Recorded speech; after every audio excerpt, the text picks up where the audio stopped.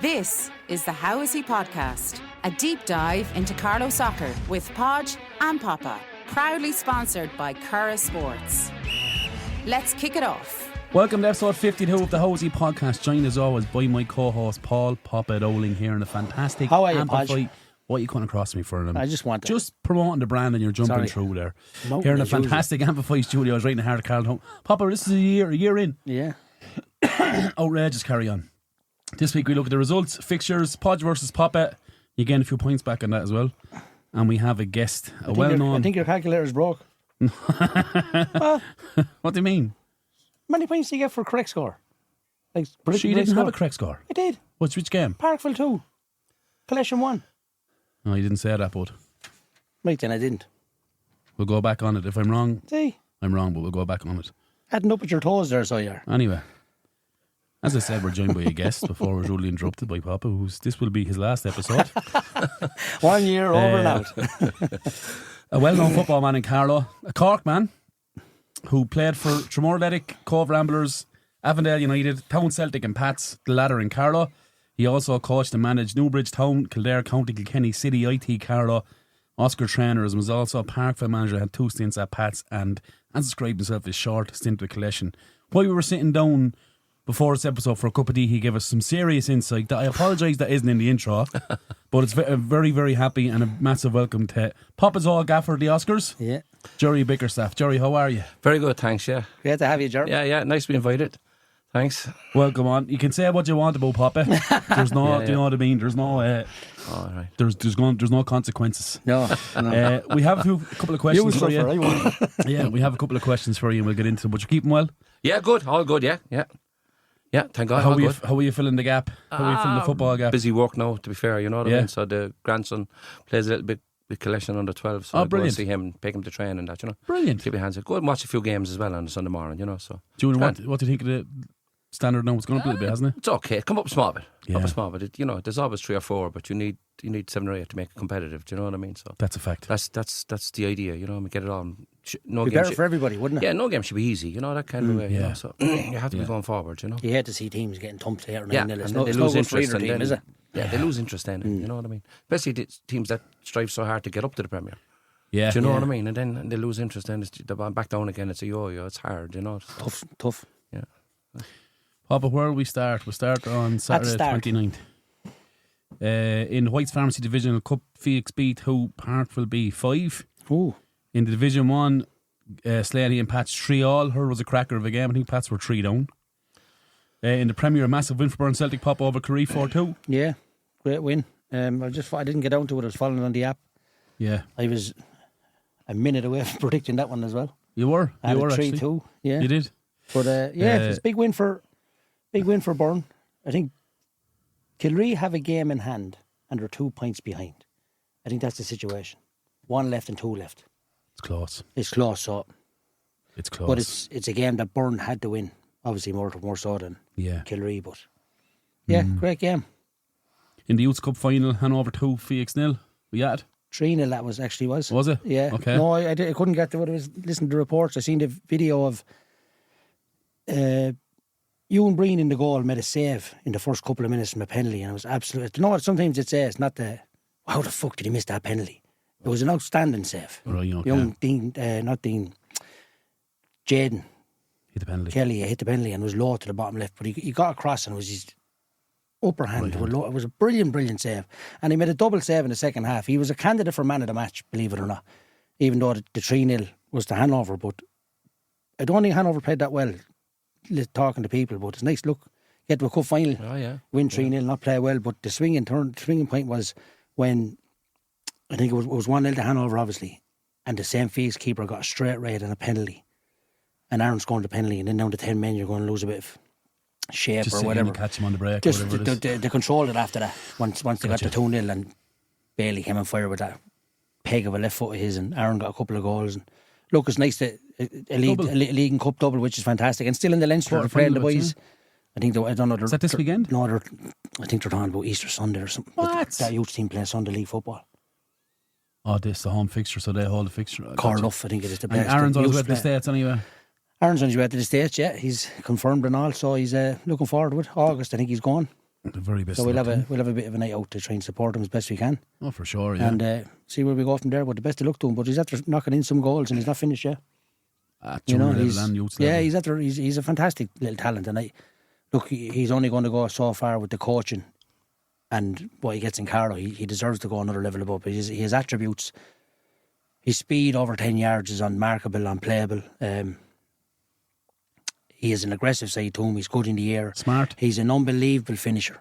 He's an unbelievable... And he just has to learn what to do off the ball and make better runs, diagonal runs, whatever he has to do. And if he learns that at a better level where he's going to go to in America, I think he could go, obviously, to a higher level with the attributes he has. And I wish Young Lad the best of luck on him. I can only support him as best I can, you know. He's a great young lad. Yeah. Very, very fond of him. It's brilliant. It's great to see someone from local getting on that scholarship ladder, because I think it's a fantastic pathway for kids. Yeah. I think it's brilliant because you're over there. Education's big, right? Oh yeah, and sport is just as big. And it's something well. It's like what David Ford said last week. You're falling back on the soccer doesn't work out. Yeah, you have your education then, you know. So you and David Ford good mates, no? Yeah, posties, stick together, you know. Pair of nerds. Yeah. Shut up, you. Stamp liquor. On the Sunday, I buy my stamps digitally now. By the way, on post. See the price of digital stamps? Yeah. Do you ever use digital stamps? No. Very expensive. Yeah, but do you know what it's for? Lazy fuckers at home that won't go to the shop and buy a stamp. So if you go to the shop, there's no stamps. Sure, what if you live in McGaney or somewhere and you go to the shop, there's a post office out there. There's no stamps. They're waiting on a delivery of stamps. Well, you never come into town. What do you come in? You only have €5 left diesel in your car. So you go on digital. We're making a mock situation. Anyway, that's rant. This week's rant. In the Ladies League, Parkville 1, Vale Wanderers 5, Mill Celtic 3, Critty Yard 0. How's that league shaping up, Pop? I didn't see it, actually. Let's have a little look. Vale Wanderers are on top, so that was a big win for them, right? 3 points ahead with a game in hand Mill have on them, okay? The rest have played 11. In Division 3, Burn Celtic 3, Hanover B1, that was in the plots, right? Missing a few? Missing loads there at the moment. Back? Yeah, well, injuries and suspensions and lads missing for Gaelic, whatever it is, but they have a cup game, I think, Sunday, so they're trying to get most of the lads back for that. That's the crack to have. I think they've Nurney at home Sunday, so yeah. Okay. Wolf Hill 3, Collection B1. Wolf Hill finished that league. I think that was their last league game, finished the league undefeated. Brilliant. Great achievement. It's great for Wolf Hill to get back, isn't it? Big club, like. Sure. Yeah, they're flying. Great season for them. Critty Yard United B2, Nork. Was that 3, yeah, go on. So you walk were 2 up, and then great goal from, I can't think of the chap's name. I didn't know too many lads on it. Jack Feen playing on top for Nork B. Yeah, good player. And then 3-1 with the last. Daniel Hayden playing for him as well. 3-1 the last kick. Ben Coakley was playing. Lee Walsh playing centre half, very good. Young Park Havens playing centre half, very vocal. Yeah, very outstanding at that level now. Yeah. And then the last minute penalty, I think, for Critty Yard made it 3-2. Did a tight finish, but New Walk probably deserved it on the day, I'd say. Gotcha. Ballinglass 4, Dominant Celtic B1. Ballinglass are on a crest of a wave. In the Division 1 Cup, just in the Division 1, Mill Celtic 4, Ballymurphy 7. The boys are playing cricket. Big win. It's quite a high scoring game, isn't it? 4-7. Jesus Christ. In the Premier Division, Parkville 2, Collection 1. That's the one you got, Papa. Sorry, that's my apologies, because on the connected says 2-0. I'll adjust that. Yeah, okay. Give you 2 more points. No problem. Just remind me when we're doing it, won't you? Critty Yard 2, St. Pat's 4. Well, watched the game. Watched the game 3 times. The big standout for me was Pat showed serious spine and serious bollocks. Physicality. Critty Yard put it on them now. Really put it on them in every way. They went all out attack at 3-2 down, and as a coach watching it, I was extremely proud. Right. The way we dealt with it and just got on with it and played our football. End to end, open game of football, but the toughest game we've had all year, no doubt. I seen the free kick from Brandon. It was a fantastic goal. Peach. Yeah. Peach. A couple of players lucky to stay on the field, I believe, in Critty Yard. I was talking to neutral at the game. Yeah. But yeah, it's a really good result for Pats, because you don't care how you perform in games like this. It's the 3 points now at the end of the season. And after taking 9 from 9 in regards of they played Critty Yard twice and you walk once, and they've took 9 from 9. So you deserve to be on top. when you're taking 9 from 9 there. I know you still have New York to play, but it's a fantastic comeback from them 3 games. He's had a good win in the plots against us where we were at that day. Snuck 3 points over it. And there you all stand at the end of the season, and to be on top where you are scored last minute in Parkville and scored 2-0 down against Kilkenny, or 2-1 down, whatever it was against Kilkenny. Scored in the last minute against Kilkenny, the last 5 minutes against Kilkenny and Pats. But I don't think that's luck. I genuinely don't think that's luck. I think that's 100% down to your application. Do you know what I mean? And your will. Well, I seen them in the plots when they went. It was a flat game at 2-2, Podge, I said to you. And then we scored with about a minute to go. And Pats just came out of blocks looking like hungry, looking to get the ball back. Yeah. And the force us to make problems or make mistakes. And look, reap your rewards. You get what you deserve. You don't get lucky 4 or 5 times. No, you don't. 100%. You might get lucky once or twice. You don't. Not that many times. So you still have to create the patterns and set them up. You're on the top and you deserve to be on the top at the moment, but still a bit to go. 100% long way to go. Still a bit to go. 6 points from 9, whatever it is needed. But like the games we have, Bagnallstown at home is going to be 3 cup finals for you. Yeah, 100%. You have to approach it like that. That's it. And we have won a cup final in 20 odd years. Yeah. Well, a non-official cup final. Yeah. And then in the Carlow Cup, Noak 3, Bagnallstown 1. I was watching on the app. It was tight. I think it was 1-1 for. Danny scored, right? Danny scored. Yeah, it was 1-1 for 70 minutes maybe or something like that. Yeah. And then Dean popped up with the second goal. Yeah. I don't know who got the third. I'm not sure. I think Davy Doyle got one, did he? Davy Doyle Doyle, was it, right? He scored a very good goal I seen, but Noak are motor now. I think Noak are in full mod. I think they're going to go close in Leinster. Well, yeah, it's great to see what they change 2 or 3 every single week. Full-backs are one of the centre midfielders, and it's great to see the lads that they have be able to come off the bench, because that caught them last year. No disrespect to anybody from New York, but I think if the 3 lads that were there, that were missing for that Sheriff Shamrock game, they would have turned over Shamrock last year. And they turned them over this year after getting an early red card. So I hope they go far. I'd love to see them win it. That's it. Sure. Yeah, representing Carlow, I really would. And they have a good draw. I don't think it's the best of pitches up there in Jobstown. It won't be a nice place to go, but I think they'll be okay. Yeah, it'll be okay. Best luck to them. That's not this weekend, though, is it? No, they're playing us this weekend, and I think it's the following weekend. Okay. I'll be thinking about you walking on the fairways in Augusta. Yeah, pop us off to Augusta. They might win then this weekend. Hey! I'm here this weekend. Oh, raging. Jerry, how are you? Sorry about that. All right, all good. We're like an all couple Podge and Roger, time, so we are. If I had €1 for every time I heard that, I'd have at least €3. Would you? Yeah. Keeping well anyway. Keeping good. Very good, thanks. Yeah, getting all a couple of games in, enjoying it a little bit. And yeah, very good. Yeah, went to Waterford and Cork City there a couple of weeks ago. Oh yeah, down below. Very good. You know, good standard and good atmosphere. So Cork won. Cork did it. Oh, Waterford beat them. Was it? Yeah. Hodge got his goal to equalise, and they scored in the last 3 or 4 minutes. Jeez, he got some header of the weekend, didn't he? Yeah, outrageous. Oh my God! But he was streets ahead of anybody that night. Was he? Yeah. Including Cork City. Yeah. His movement's brilliant, isn't it? Yeah. Jeez, he tormented him. Got a great goal, and well, it's great to hear other coaches the way to speak about him as well. Yeah, From other teams. Yeah, but he's different class, I think. You know, he's very good, isn't he? Yeah. But he's respected as well. You know what I mean? Does his work, and there's no messing. You know, so serious career, Jerry. Oh yeah, Savage absolutely. Career yeah. in the game, like absolutely. He's not afraid to shift, is he, on the field? Oh yeah, you know you're in. He kind of stretched the 2 centre backs now, left, right, all day. Like, you know, they're a young Cork, a young side. You know what I mean? Right. And he just kind of, you knew it. He'd go show him, spin behind. Your man is looking left shoulder, right shoulder. He's gone there. Yeah. Are you a League Ireland fan? Love it.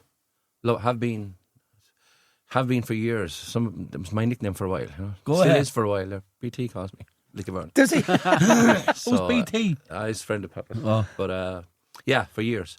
Flogging a dead horse for years now, to be honest. You know, it's in a great place now, though, right? Yeah, it's great. Product is better. Players are fitter. Pitches are better. It's easier. Sell it now. Yeah. You know what I mean? You know, so crowds are there.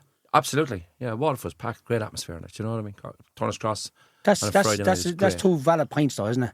Players are fitter and pitches are better. That's the fact. Yeah. So it's a better product then when you're looking at it. You know what I mean? You're sitting in the stand, you're looking at lads hoofing it. You can watch that anywhere. You know what I mean? You know, but no, there's great atmosphere. You a bit of comfort in the place as well. You know, the catering is good. You know, there's good bands before it. It just kind of creates an atmosphere. You know what I mean? It's all not just your midfielders comfortable on the ball. Everybody's on it. Like the goalie goes back. It's just pause, relax there for a second, I can ping at 60 yards, whatever. Very, very good to watch. I love watching it myself, Yeah, it's very good, and they're all young, do you know what I mean? Like, Seanie Maguire was gone after 10 minutes, and he's a big loss because he was making causing serious problem. Greg Bulger went off at half time. Massive change then in the shift. Waterford got on top then. Experience as well, though. Was 36, like. But they pull lads around the field, Jerry. Yeah, it was a very good point. Yeah. And, you know, that's what Hordick was doing, his own lads, not left point. Was the young lad playing on the wing, Sullivan, is it? Yeah, no, Cahill, no, I don't think so. Good player, right? So. Yeah. He played last week, I think. 17, isn't he? Yeah. So you'd hope that after all the chaos in Cork that they're after getting it together this year, and maybe. What's the goal, Jerry? Stay up? I would think so. Yeah, I would think so. Yeah. I think they'd be okay though. Yeah. Well, they're third from bottom, but they've a game in hand, so.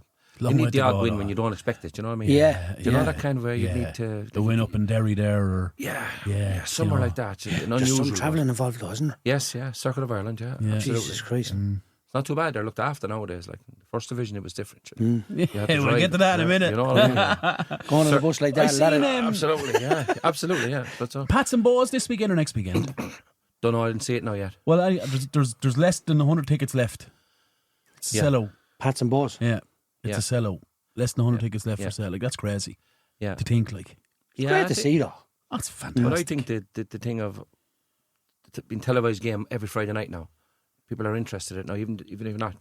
We'll watch it on the telly, but we will go next week. It'll look good, you know. Getting it every Friday night, a game at Virgin, I think, have it. Yeah. Well, you have to. So Waterford was on last Friday night. Yeah, but like, do you know what I mean? So I don't think it's affecting the attendances. No, do you know what I mean? Like, you know, so which is a big worry. You know, but LOI TV as well. I think you subscribe to it and get all the games, right? Yeah. Isn't that a thing? Not subscribed. It is, yeah. LOI TV. But I think when you go to a game and you're sitting and you're watching it in the stand and you can see the movement off the ball, you can see what's going on.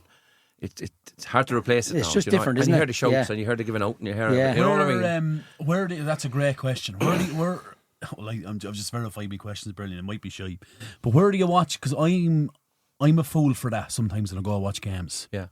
Where I'm just watching a specific line and do you know, like say a back four or a 6 or an 8. Yeah. Like, do you ever get caught up in that when you're watching the games? Yes, totally. Yeah, it's nuts, isn't it? That's what it's all about. Yeah, it's crazy. Otherwise, you get nothing out of it. You know, you might as well be at Wimbledon. Like, this week, you know what I mean? Do you say this? Do you say across the pitch or the back? Yeah, well, you're looking for who's looking for the gap, the attic, where we're going. Why are we left? Should we go right? Yeah. You know, who's coming short? Where's the spinners? Where's the space behind him? Who's coming in? Where's the runner gone? Is he interested? Is he not interested? Yeah. Do you know what I mean? Yeah. That's okay. Some people think it's a bit obsessive, but that's the way I watch games. That's you know what I mean? Yeah. But I think I can only do that live. You can. I can't do that watching the match on television. Yeah. It's entertaining watching on television, right? If it's lashing rain, fair enough, you're sitting in your front room. Yeah. But if you're there and it's nice evening, you're watching it and it's raw. Yeah. You know, and that's why if you had a choice, Jerry, you'd go to the game rather than watch it on the television. Oh, well, I will this year. You know, when you have time, like Waterford was brilliant. 45 minutes down the road, park the car outside the door, go in. Great atmosphere in it, you know what I mean? They come out, the way they line up and the bit of smoke. And it was years ago, we'd hug out, like, go on, blow the whistle, here we go. Do you know what I mean? Like, lads dribbling out of dressing room. It's more of a brand, it's more of a product. It's people like it now, you know, that kind of. I suppose people expect it's not like years ago, Jerry, we talked about Ballymundy, remember that? Jesus, no. Yeah. I'm still running. I bought down flat. The bet is 9-0. Yeah. The proper Ballymun team, we drew them in the cup. Oh, did you? Yeah. We went up down Celtic. Oh, go away. Yeah, we went up. Sure, that was right crack. I think I ended up in the goal that day, did I? You did? Yeah. That's right. Yeah. That's right. I think Colin Doyle got injured. That's the chap I said in the previous episode where he was playing centre half. He was the Amputee footballer, no? Christy McElligott. Oh, is that right? He played He was unbelievable. I know the best 9-0, but he was just different gravy. And then I was just recognised him in a taxi. Sure. And he was sitting in the taxi and I was like, do you play with Ballymun? And he goes, yeah. He said, do you remember? He said, you probably don't remember us, Richard. It was a team of Bedford. Yeah. And he goes, no, I don't. But he says, you bet it's 9-0. I said, Jesus Christ. I thought it was only 7. Well, it could have been 9. Well, it was bad anyway, wasn't it? I went in the goal after 7. It couldn't have been 9. It stopped at 7, yeah. Ballymun were top dogs then, though. Oh, they were brilliant, yeah. Top dogs then. But the flats are still upstanding, I think. That's the thing. Yeah. Pitching around it was mental to go. Yeah. I think your man called me a tractor jockey or something. Man, you tractor jockey. Where's your hurley sticks? Yeah. Jerry, earliest football memory. Talk to me. Southsider. Yeah, Southsider, absolutely. Well done, Podge. I made the mistake of asking was he a Northsider and he got shot down straight away. No words, the eyes. It was the eyes. Earliest memory, I suppose, is the under 11s, community games. That's when it started, really. You know, we were lucky enough that parish to go all the way and win the community games. Brilliant. For a small place like us, bordering Turner's Cross and Cork, you know, it was a great to go all the way. The finals were in Mosney then. Yeah. The centre in Mosney. And finals were over, quarterfinals, semi-final finals, over 3 or 4 days or something. So we thought we were going to America, you know. It was unbelievable. I put the picture of All Ireland finals in Mosney. You thought you were going. You thought you were a superstar. Absolutely, yeah. And it was fantastic. We beat the Dublin team,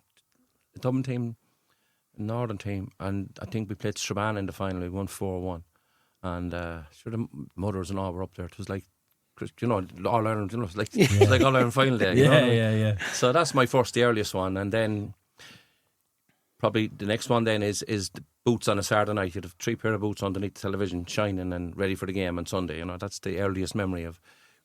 We were that, like, the father was a real football person, you know. So if it's raining, you wear them. If it's not raining, you wear these. And if it's really sunny, you wear these. So you'd have 3. Wow. No, they weren't expensive, but you had 3 different types. You know what I mean? So you'd decide in the morning. So it was that serious under 12. You know, that kind of a way. You know, so that's the big memory for me. Saturday night, sitting down, or getting the boots ready.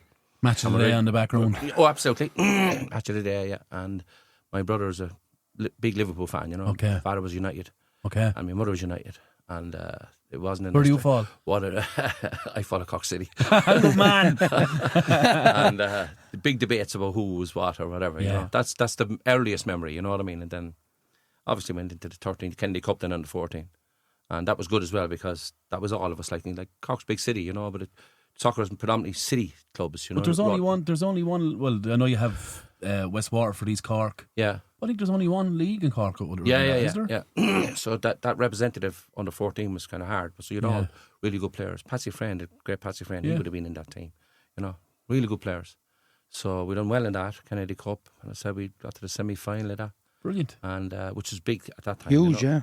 Big thing. So that was then, and then that led on to the internationals then under 15, 16. You know, so it was great times. You was know? that Dublin? That was obviously Dublin based then. Yeah, you'd go up every then. Friday to Willie Norton's on the Home Farm Road. They'd pick us up on the railway station, and you'd stay there Friday, Saturday. You'd train Friday, train Saturday, game Saturday, and train Sunday morning. You come back down the train. Training out of Home Farm. Out of out of Home Farm, and you get something to eat on a Friday night in this house, and then do your work on a Saturday. Then it was an international team. Do you know what I mean? So do another one then on Sunday, then back on the train. You know, so there was Gerry Feely, who's the drummer of the House Flowers. Go away. He was my mate. We were my roommate for years. No way. Oh yeah, absolutely. I love the House He was Flowers, in man. the he's gone from now, but they're gone. He was the main band. Fantastic footballer, middle of the park. Fantastic. Bit aloof, bit of a Get House Flowers, Gerry, when you get that fight. Any more laid back, you fall over. Smoke be coming out your ears, running out. What is all right? Just give it to me. You know that kind of lovely fella. He's a lovely lad, Gerry, and him and another chap, and we pick up 2 guys in Limerick Junction called Joe Hanahan, who played for United afterwards, and a fella by the name of Peter Coyle. He went to England for a while, but he came back. He spent a big career in Dundalk afterwards, you know. So we'd meet them in Limerick Junction. We'd go up then. They were part of it then. But then when the squad was picked 16, there was only 1, 2, 3 of us from Cork and 13 from Dublin. Sure, it's impossible, right? Yeah, it was, you know. That's an achievement on its own, Oh, isn't it? absolutely, yeah. We're talking, you're talking 80s here, right? Oh, yeah. Jesus. Yeah, 79. Yeah. Like, yeah. That's when 80, yeah. I know Cork could be a massive soccer city. Yeah. And still is. But like, internationally wise and opportunity wise, it was Dublin based. Absolutely. They had all the selectors, you see, you know. They weren't coming down to watch us. They'd only see you in the Kennedy Cup. Yeah. Or you go to challenge matches up when you be up on the weekends. Yeah. But then sometimes they'd have it overloaded against you, you know. You could be playing in a team that wasn't as good. Yeah. Do you know what I mean? Like Patsy Friend, if you look him up, Patsy was a fantastic footballer. They played for Cork City for years. Legend in Cork, like Patsy. But he never got on the team. You know what I mean? Go ahead. Fantastic, both feet, middle of the park, brilliant player. Do you know that as a kid? Do you know what you're up against as a child when you're up there? Well, we always found from Cork and maybe saw us that, you know, you had to be that little bit extra to oust a midfielder in Dublin, especially in Dublin. You know what I mean? Let's be honest, if it's 50-50, you're not getting the nod. You're not getting it. That's it. That's it in a nutshell. So you had to make a name for yourself. You had to kick a lad, or you had to tell him, or you know, we're not here for go to the zoo and finish 14 rounds. You know what I mean? Yeah. We're here to go and get an international cap. Do you know what I mean? Like, you know, So when you look back on it at the time, you only realise it now, but it was a bit of an achievement. Who's over that team? I think Willie Norton was over the team. Vinnie Butler was his name. Vinnie Butler, I'd be in his 80s now. Vinnie Butler, and he had a couple of assistants as well, you know. But he was straight, in fairness. He was very good. Couple of bit of pressure from selectors to go 3 of these lads, Dublin teams, you know what I mean? But especially home fan base, they were good school back then. I like a lad that says it as it is. Like, don't. Yeah, he was. Vinny was straight, you know what I mean? He was a nice fella, you know what I mean? Yeah, you got 2 seasons out of that then, you know what I mean? So you got lucky enough to go to England. We were in England for 3 weeks for an 8-nation tournament. Brilliant. So Ireland, England, Scotland, Wales, Germany, whatever it was, you know, you had. On that age, there was an awful lot of I don't want to be name dropping, you know, but you had Beckett, you Drop had them, man. Whiteside play for Northern Ireland, Mark Hughes, Clem Backman play for Wales. Mark Hughes, yeah. That was a top level tournament now, you know what I mean? Like, top names, Gerry. They were good, like you know, Hughes was a fabulous player. Oh, Jesus Christ, yeah. Midfield player, yeah. Strong was as not an very ox. good, yeah. But we played them in Trefock in Wales, and you know, like you're up against it here today, you know what I mean? Like, but we loved every minute of it, you know what I mean? We beat England actually 1-0. Did you? In Worksop, just outside Liverpool, yeah. Go ahead. Never forget, it was like winning the World Cup. I'd say that. Brilliant. It was fantastic. No, we didn't win the tournament, but we Doesn't might as well. matter. That was matter. We might as well have, you know, that kind of way. So. Did you get any opportunity to get trials over there? Yeah, I was at Wolves in Derby, yeah. Yeah, Okay. I was, yeah. What happened was, on that 3-week tournament, you'd have downtime 2 or 3 days, you know, before the games. And so they'd take you off to Wolves just for the day, introduce you. Maybe you might play a game or whatever, you know what I mean? You don't know? You don't know if you're going to play a game or not? You don't know when you're going. You just introduce them. You know what I mean? 2 lads there and 2 lads go there or whatever. So we happened to play a game, all right. And it's grand, fine, but you go back then and do your studies or whatever. You know, like we were only 16 type of thing. You come back, do your studies. Find that hard. For your leaving cert. To come back? Yeah, not study. really. Well, the tournament, it was, they asked permission from my father in Dublin Airport. That this is what they're thinking of doing whilst we're away for the 3 weeks. If there's a chance that he might. That's very forward thinking, isn't it? Yeah. They did ask me father and mother in Dublin Airport. That's based on your ability. They're just like, that has a chance, going to say, it happened under 11 with a fellow by the name of John Jarman. He was the chief scout for Wolves in Ireland at the time. John Jarman was his name. He's probably dead now. But we were in the hotel in Kerry at the Community Games area final or something like that. There would have been the Munster final, right? Yes, Munster final. And he came and asked him there. I was only 11, I think.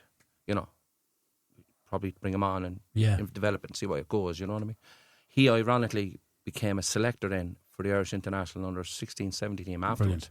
You know, so he was at least with the Cork man up there, you know, that kind of way. One anyway. So, so a lot of the lads went. Paul Gorman and Wayman Sweeney, they went across. Paul Gorman got leukemia afterwards. Good centre forward, home farm. A couple of other lads, Donegal, a couple of Donegal lads as well. They joined afterwards, you know what I mean? Yeah. But they'd only take you for the 3 weeks. You were going home after the 3 weeks. Yeah. You know, so you got a day here and introduce here and see the pitch and play a game or whatever. But then again, you didn't know was it stacked up against you then either. Do you know, that kind of a way, you know. Yeah. So. Did you have aspirations? Were you thinking? I wouldn't think. Yeah, I would think that. I don't know. Would I call them aspirations? I would think that you get an opportunity here, you're going to take it. Do you know what I mean? Is it? Because you can play it. Like. You nervous? Yeah. No. I thank God. No, never. Once you got on the grass, everything went. Do you know what I mean? Yeah. The build up and where you're going, you wouldn't be used to hotels and for sure. you had to wear the blazers and it's all alien, this right? type of thing, you know. Yeah. So it was strange. Make you feel important, though. Like, it was, yeah. Bigger. It was, yeah. This is not just my club game, man. I represent my country. Yeah. That was tradition, though. It's only when you look back 20, 30, 40 years later, you realise like this is a big deal then. Yeah. You know, but see, you try on the jacket at home still, no? I think I sold it. But you have to remember back then, the FA back then, there was no manager. It was a selection committee. Yeah. Even at senior level. Yeah. That's right. It was a selection committee. Yeah. And then I think Owen Hand, was kind of the first one that was maybe. I think he came in after Giles. Yeah. But you were picked by a selection committee. Yeah. And it was the same the whole way down, right? Mm-hmm. But I was going to ask you, like, are you thinking, like, that's a big opportunity, right? Are you thinking yourself, I'm going to be a footballer? Yes. 100%. Absolutely. You have to, Pod, you have to think like that. You know what I mean? You can't half do it. You know what I mean? Like whatever competition you had in Dublin, you had triple the competition in England. The 1% make. Do you know what I mean? Like it's This is different gravy altogether. It's a different level all the time. Climbing, isn't it? That's the thing, you know. When you have to have a single mind in this when you're there, that this is me. I'm playing for a contract there. Yeah. You know what I mean? You have to take abuse from the manager. Might play you. You might take you off. Like here, they throw the ties over the pram. Doesn't happen. You're going home. There's no system. They used to have TABS, TABS system. Go on. In England, it's an old system. It's called Technical Ability, Attitude, Ball Control and Systems. Brilliant. Right? Tabs. Yeah. Tabs. What's tabs on him? That's what they used to say. The English, you know what I mean? So we had to work out what this tabs system was, you know. So technical ability. In other words, can you play it? Yeah, he can play it right back, but he kicks it into the stand. So that means, you know, but so his attitude, that was a big one then. This fella, what's he like? You know, does he know it all or what? He has to say yes to everything. Will he listen? Yeah. What's he like? What's his family background? It's huge. Like, this is a career, pap. You know what I mean? Like, this isn't. You're not going painting. Like, do you know what I mean? Like, you know. So, and the ball control then was that they'd put you under situations 3v1 against you and fire at you. You know what I mean? And how can we play out in a triangle here? Just a little triangle. Bam, can you see it? And if you're out. And the last one then was systems. If you say, listen, we go, it's all no 4-2-3-1. No, then it was 4-3-3 really. You know what I mean? And can you adapt? If you're wide, can you play top right? Can you shift in? Can you go left? Can you drop between two centre backs if we go this way? And they'll give you all this. Like, that was in a game. You had to remember all this. Do you know what I mean? Like, you were kind of like auditioning, Paz. Do you know what I'm saying? Yeah. It's like if you filled out tabs, it was a kind of a marker that you would have to reach. Yeah. And if you did, then you were kind of halfway there. Do you know what I mean? At least some of the English guys were very good technically, but they wouldn't take any criticism. They wouldn't even. A lot of their attitude was questionable. That's what I'd say. You know what I mean? So where do you stand? Like, look, I've spoken to scouts, I've spoken to players out in England, and we've had them on here and all that. I think one kind of factor that stands out is that it's actually not talent. No, like it's genuinely being that person that says yes to everything. Yeah, and you go in and it's 100% work rate. I think so. Talent is not enough. Yeah, to make it as a career. What you got to do here is make sure that you give me the contract at the end of the season. Yeah. You know, so let's just say... By any means possible, yeah. Yeah, you do what you have to do. I'm not in the team. Yeah. And they're looking at your attitude. Is he throwing his ties over the pram? What's wrong with him? You know what I mean? See a good attitude in training. You have to have the desire in training. Get back in, you know? I didn't start. Then you get back in and you got to be able to cope with, if you're the manager, criticising me, you know? How does he handle that? You know what I mean? How does he develop and keep going after that then? You know what I mean? See, at the end of the day, if I do what you tell me as a manager, and I'm playing, and we lose matches, you get a sack. I don't. Do you understand? So if I'm doing what you're telling me to do, and we're losing matches, player never gets sacked. Manager does. Yeah. So you have to do what the manager tells you to get your contract in September. Like. Yeah. So people don't see it like that as a career. Do you know what I mean? Also, Gerry, players find it hard as well. If you come from the star player in your club, that you're always getting the pat on the back. Give it to Gerry. He'll do it. He'll fix it. He'll help us out. Yeah. Now you're sitting in the dressing room, you're getting criticised. Yeah. You're not used to that either. That affects players absolutely, as well. 100%. Doesn't it? Yeah, but that's the test, I think. That's what they do to you. Like. Yeah. That's how they test you, you know what I mean? But you also, the point you made on, I'm fighting for my contract, right? So you could be a player that does everything the manager says, right? But is there an area where you should be saying to yourself, yeah, but I have to stand out here, so I have to do something that no one else is going to do. Be it press 20 yards, be it be in a passing line, a little bit of magic. Like, you can do what the manager says, and it's fine, and be that 7 out of 10. Get that contract and go elsewhere. It's got to be a 9 or a 10 out of 10. I think it depends on the manager you're dealing with. It depends on his ego, I think. Do you know? It depends on the guy you're dealing with. If he lets you go and play, like, what I find these days, everybody's overcoached. You can't think for yourself. I agree. Think like we're struggling Middle Park, and you're saying to me, Joe, we're in trouble here. All right, you take a breather here. I'll get after him. We take a yellow for him. We get a breather here. I agree. You solve it on yourself. I'm not looking at the line. You're not looking at the line, Papa, for him. Yeah. What are he going to do for me? You know, your man here is hating you. It's like, you know, you might go, I take a yellow, you take a yellow, you take a yellow, and you take. We eventually stop him. The idea is when they're on top, you don't concede. That's the facts of it. So you do what you can. When you put your finger in the all over the field, isn't it? You know, this thing is going wrong here. So you calm everything down, and then you get your 10 minutes back, and then you go again, and then you go, right, Pap, I've enough of this now. We need to go and play here. And that's your 70%. That's when you come into and sometimes my experience of the guys in England, even though it wasn't that long, they don't really say that when you're 1-0 down. They don't have it. Do you understand? The real guy has it when you're 1-0 down, when you need. You know what I mean? When you're in trouble, he needs to, go ahead. The same goes for managers. You know? The very same goes for managers. The very same goes for coaches. Yeah. Well, look, there's big differences. Players play, coaches coach, and managers manage. Never the twain shall meet. Correct. 3 different Greeks. Correct and true. You know what I mean? Coach is everyone's friend. And there are some fantastic young coaches out there. Don't get me wrong. Fantastic. Brought the game to a different level, right? Players play. But 25% of you, as a manager, has to be ruthless. Oh, yeah, 100%. Because you get the sack, not them. Do you know what I mean? And it is, you have to see it like a job. Do you know what I mean? Like that's where it is. But if you're going in as a manager, Jerry, to make friends, you're in trouble straight away, aren't you? Yeah, you're not there to be liked. No. Yeah, you don't work It's for the wrong Port Falter or attitude anything like straight that. Do you know what I mean? Yeah. So But the problem there is everyone wants recognition. Absolutely. Yeah, but if a player... And no one can take criticism. That's the problem, you know? It's, people thrive for that recognition. Yeah. Because they want to be the best. So unfortunately, some people take the route that if everyone likes me, they're going to think I'm the best. Unfortunately, it's not the case. Yeah. Yeah, I think on that, with the coaching, I think really coaching should only arrive to any degree level at between 14 and 18. That's for me. Because you're kind of preparing them for youths. Like, I'm not talking about you don't do coaching at 12, 13, or 11. That's great. Keeps them in, gives them the shape, how to play. Yeah. Let them on, right? But the real stuff comes, we say, between 14, 15 to me to 18. Play to a system here. This is where we are. This is what we're trying to do here, to prepare us to go and play here. That's, for me, that's the only way you get better. Like if you have a good coach at 15, 16, you know, when he comes to play youths, you know, he's after an FA Youth Cup here. Like, you know, this has to be in their frame of mind at 15, 16. Do you know what I mean? Like, Carlow's predominantly, there's a lot of GA in Carlow, right? Cork, outside the city, is fantastic GA football. Other parts of the county are hurling.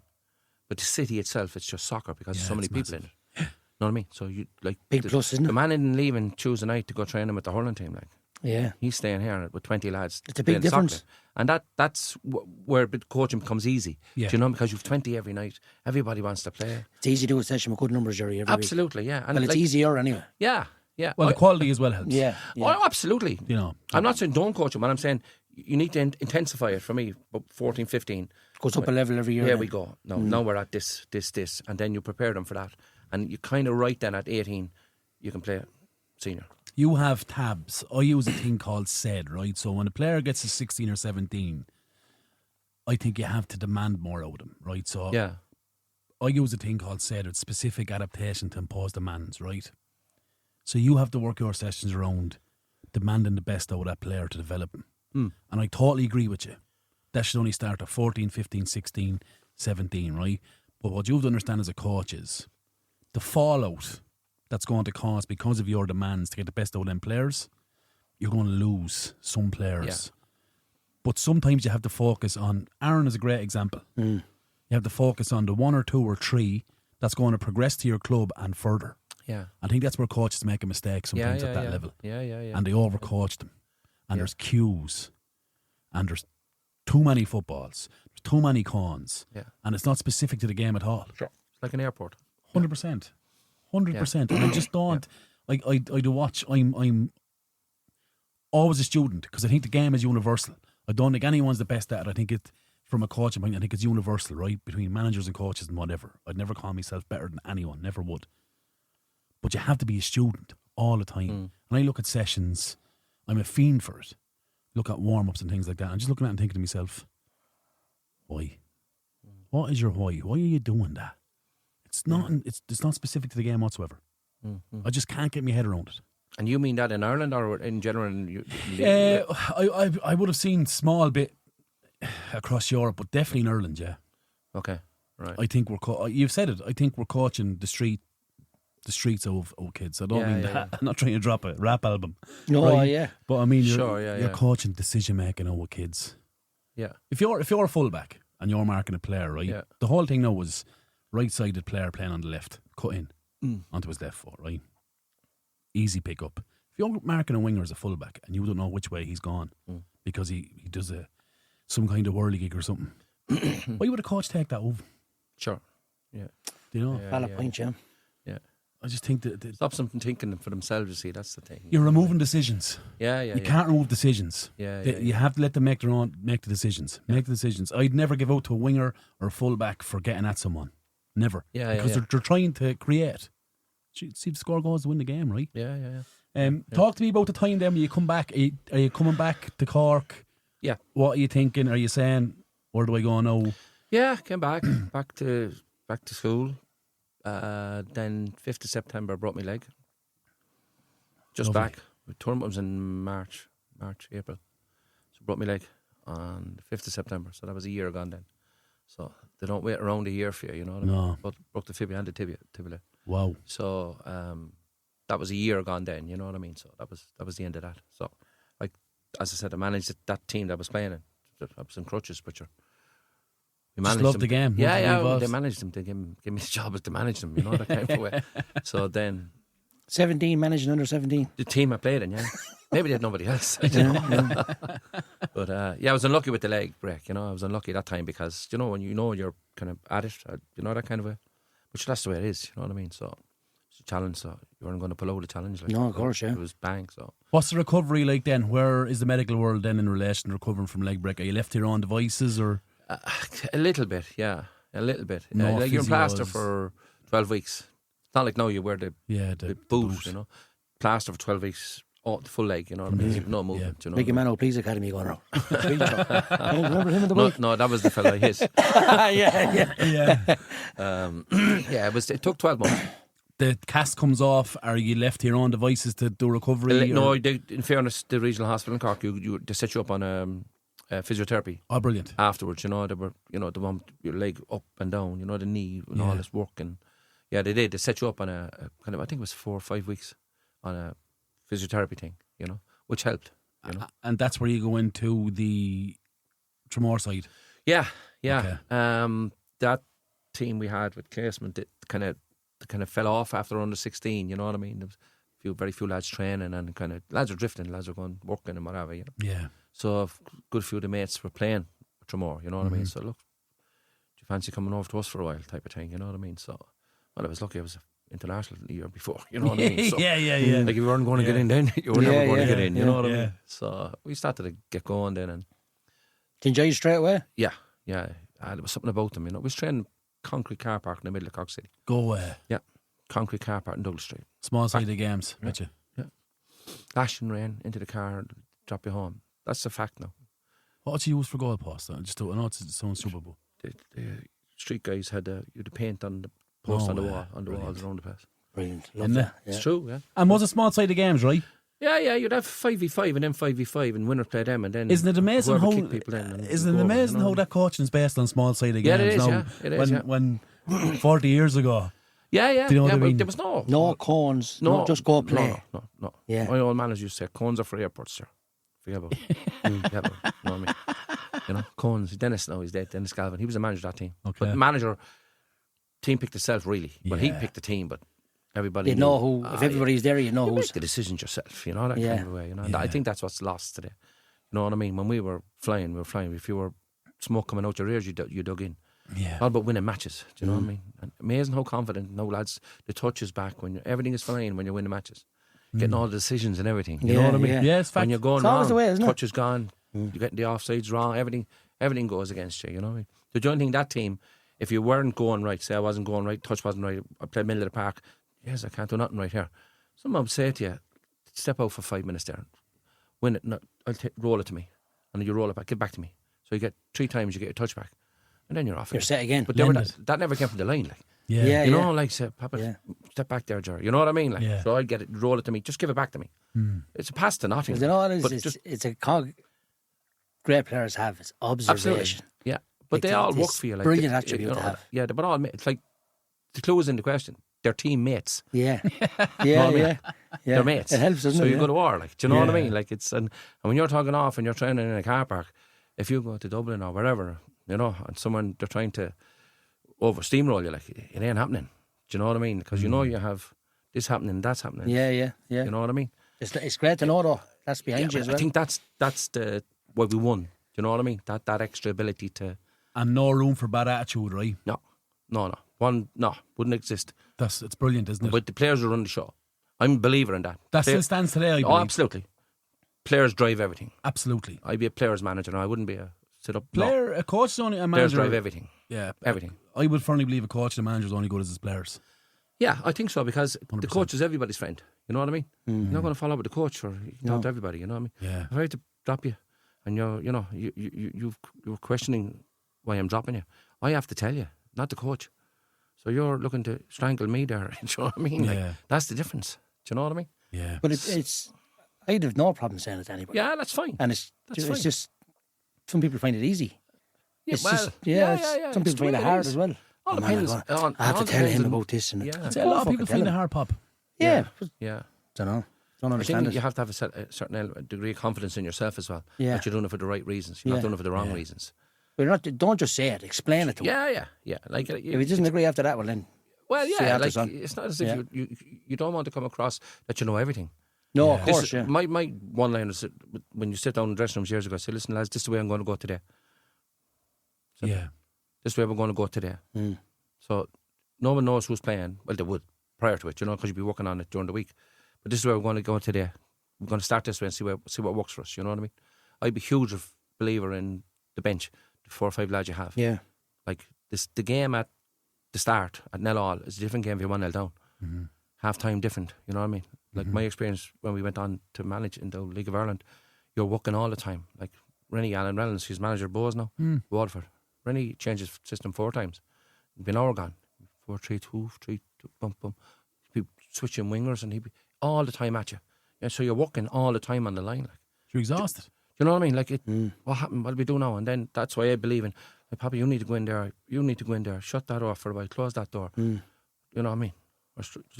You need to make decisions while live, acting then. Yeah, yeah. And what I know is a lot of managers, when they really should input, they don't. Do you know what I mean? Yeah, I think when the pressure's on a lot of managers, doesn't matter what the level is, I think they go into their shell. Yeah. But I had a great old age. I just give out to the referee. I cause murder. You know what I mean? Cause and breeder. What? Come here. Take the pressure off him then. Yeah. Do you know what I mean? Just kill it for a few minutes there. You know what I mean? Referee, what's going on here? You know what I mean? Yeah. No, not against the referees, no. I'm just No, saying. yeah. But you need to do something. Like, Yeah. do you know what I mean? So that's the way it was with us. You know what I Yeah. mean? But they were mates, teammates. So it's very hard to beat when you have the whole lot together. Do you know what I mean? And Yes, you have the it's desire and that will. It's a full fist, isn't it? and an insult if you think it was an insult if you're beaten. Like, you know, you didn't like. Is there a social aspect to it? Yeah. Absolutely, yeah. Yeah, they were good lads, like, all proper fellas, like. You know, they're like, we went for a reunion there 2 years ago for the 40 Brilliant. years, and it's like we played last week. Brilliant. Same lads, the same quiet fellas, the same quiet fella, the mad lad is still mad. Do you know what I mean? The guys in England are the same. Yeah. It's like as if last year, you know what I mean? So it's unique. They were a unique bunch now, like, you know what I mean? So, yeah. So, as again, it's only when you go on, you get a little bit older. Yeah, of course, That yeah. you kind of say, geez, they were good lads, them. You know what I mean? Like, you know, so. When you look at teams now, you'd say, look what she had then. Yeah, and the You fact know. that you had the silverware on top of it, it's hard beaten now. Do you know what I mean? Like, It's always a common question. Do you think if you had the attribute or the training facilities and the coach and stuff now, would that team made it Yeah. in today's market? Say, yeah. everybody asks you that, you know. Sure. I tell you, he wouldn't get into that team years ago. Like, you know, it's just it's a mad question to ask. There's a but perception in it's it. a very I suppose. common There is. question to ask. Yeah. Yeah. You know, I don't like- think it's a fair comparison. No. No, I think it was harder then. Teams were. Tell me why. I think teams then always had leaders. You know, there was always 4 or 5 lads. the spine. You think you'd have one. Yeah, you the think you'd have one spine lad was- sorted. Next minute, yeah. the other fella step up. And you were firefighting all the time. There was always leaders. You know, and lads at you and clattering you or giving out to the referee or whatever. You know what I mean? They always had. No one went into their shell years ago. You know what I mean? Now everybody tends to. We'll do what the coach tells me. You know what I mean? Like that kind of way. But them days there was like you had a ball in centre half, you had a killer centre half. The lad wanted to play football against you in the middle of the field. The other lad was going to cut you in half. yeah. You like, he's honest to God, Sure, yeah. big bully of a centre forward, the other lad running behind. Yeah. You know, it's completely different Too now. wide Like. of a pace and that's tuck in. Yeah. And you had to. Is it fair to say players now look to the sideline rather than each other? Yeah. I'd say know what I'm unconsciously. saying? Well, Unconsciously, you know. I don't think that they're looking. They're just kind of. If you have it coached out of them, they haven't made decisions before. Like, do you know what I mean? You need to and make the mistake. I and think learn. it's a great point, Gerry. I think you're spot on with a lot of things there, to be fair. Talk to me about coaching and about your decision to go in, especially Kilkenny City, right? Your first big job. Yeah, I think the Newbridge after the Town, Oscars. Newbridge. No, I think I went to Newbridge Town after that. Oh, Newbridge Town. Yeah, they were Leinster Senior League top division then. Before Kilkenny. Yeah. So you're talking Carlow Oscars. Yeah. And then obviously junior would have been with Pat's junior. No, I think I took Parkville in 2003. I think. Okay. Yeah. I think they won it that year. Not doing me, I left. But, I was there for a while. I was there for 6 or 8 games. Yeah. But I spoke to Martin Cody. I said, "This is the opportunity's here." You know what I mean? And he's very supportive. In fairness to Martin, Nice, top manager. Yeah, he was very Yes, supportive. He said, "Jared, that's fine." You know what I mean? I said, "Look, I've gotten a phone call. I got an opportunity." And he couldn't have been more helpful. It's a bigger step, though. Absolutely. Let's be fair. Yeah, You know, like, I'm not disrespecting Parkville or anything, but it's a bigger step. No. Yeah, and I went to Newbridge then. Yeah. They were like Leinster Senior League. It's hard going up there now. Top division? Yeah, top division. Yeah. Top division. Sunday division, yeah. Top one. Quality game every week, though, is it? Yeah. You had Wayside, you had Ballyfermot, you know. St. Francis were in it. You had Francis big club, right? Yeah, it was hard going now, you know. Played Station Road? Loved it. Station Road, yeah. Savage facility. Yeah, Savage facility, yeah. Trained there and brought Alan with me. Yeah. Barry, Springbury Brennan? Yeah, and I brought Adam Flynn with me. Danny Doug? You have Danny there for a while, yeah. Yeah. There for a while, yeah. Yeah. Good few lads brought up, you know what I mean? So, but it was a great experience, you know what I mean? Again, the level was going up all the time. Like when you go from junior to senior soccer, it's you get asked more questions, you know, you have to do more work. Yeah. Do you know what I mean? What's your understanding of that then? Like, obviously, you're a fan of the game at that level, so you know what Leinster Senior League is, but from a manager or coach perspective, are you saying, is this a massive jump from junior to Leinster Senior League top division? I think at the time I kind of felt, listen, this is a gig now. Big job. Yeah, at the time I kind of felt, Jerry, you need to really sharpen up here. You have to be sharp you know on what the I mean? sideline, These your guys, decision making and all that crack. Exactly. Yeah. You know what I mean? And you have to justify what you're trying to do. You know what I mean? And but there was a couple of good lads there. I had Wezzo there, Wesley Dever, Dublin lad, but he lived in Carlow for years. Small fella, real very good player now. And there was a couple of other Dublin lads there, Tony Marshall and Devlin. A couple of good players. Then there were 4 or 5 local lads that they were like that. It was a team. You could net it. They were all good fellas. Do you know that kind of way? So we had a kind of good back four, good in the middle of the park. Alan Kelly set fire to everything up front. You know what I mean? Brilliant. And like I think we went on a mad run of 14 wins or 14 wins or something. Like they were nearly bottom when I went there. Well, I was never going to get it if I was at the top. If they were at the top, I was never going to get the gig. Like Kilkenny, we weren't running winners last year. You know, I know we give it to him this year. You know what I mean? Yeah. So they were down second or third, and they were a bit worried. You know what I mean? So we were lucky enough to go on a run with the lads, and like. Do you think it was a successful period then? For me, yeah, great learning curve now. You know what I mean? But we went on a massive run. You know, a bit like Pat's last year with Stephen. You remember they just went on a run and they just lost a few stupid ones at the start, you know what I mean? You know, something like that now, you know? Yeah. So that kind of gets you noticed then for 2 years, and then the Kilkenny thing came. Talk to me about that massive opportunity, right? Yeah, huge, yeah. I think, I suppose the word was getting out a little bit, you know, in small circles anyway. And Pete Mann, who was the manager of Bowes years ago, and UCD. Yeah, I know Pete. I got to know Pete well, you know what I mean? So he rang me one day and he said, look, this is a gig here down below, and they're just thinking of maybe having a chat to you, you know, with Rattigan and a few more of them, you know what I mean? So there was a guy, a cable TV owner or whatever, down in Kilkenny, he was kind of backing him, you know. So I said, yeah, we'll have a look, see, and went down, had a chat, and an opportunity to manage in the League of Ireland. Like interview process? Yes. How do you find that? I found it grand. Like I always find, you just be honest, you know what I mean? Just tell it, like you can't be anyone. Sell your story. That's it. If they don't like it, they don't like it. Like maybe you have the wrong jockey, lads. I've said it to everybody. Like maybe I'm not the man. Just the way I do it. So, but you can't take it personally. You know, exactly. No, Yeah. But the interview process was, you know, let's just say you'd question the ability to one or two of them there. They were just this was just a little something to do for them. Is you know he what in I the mean? right room? But Jimmy Rattigan, it was very much Kilkenny soccer man. You know what I mean?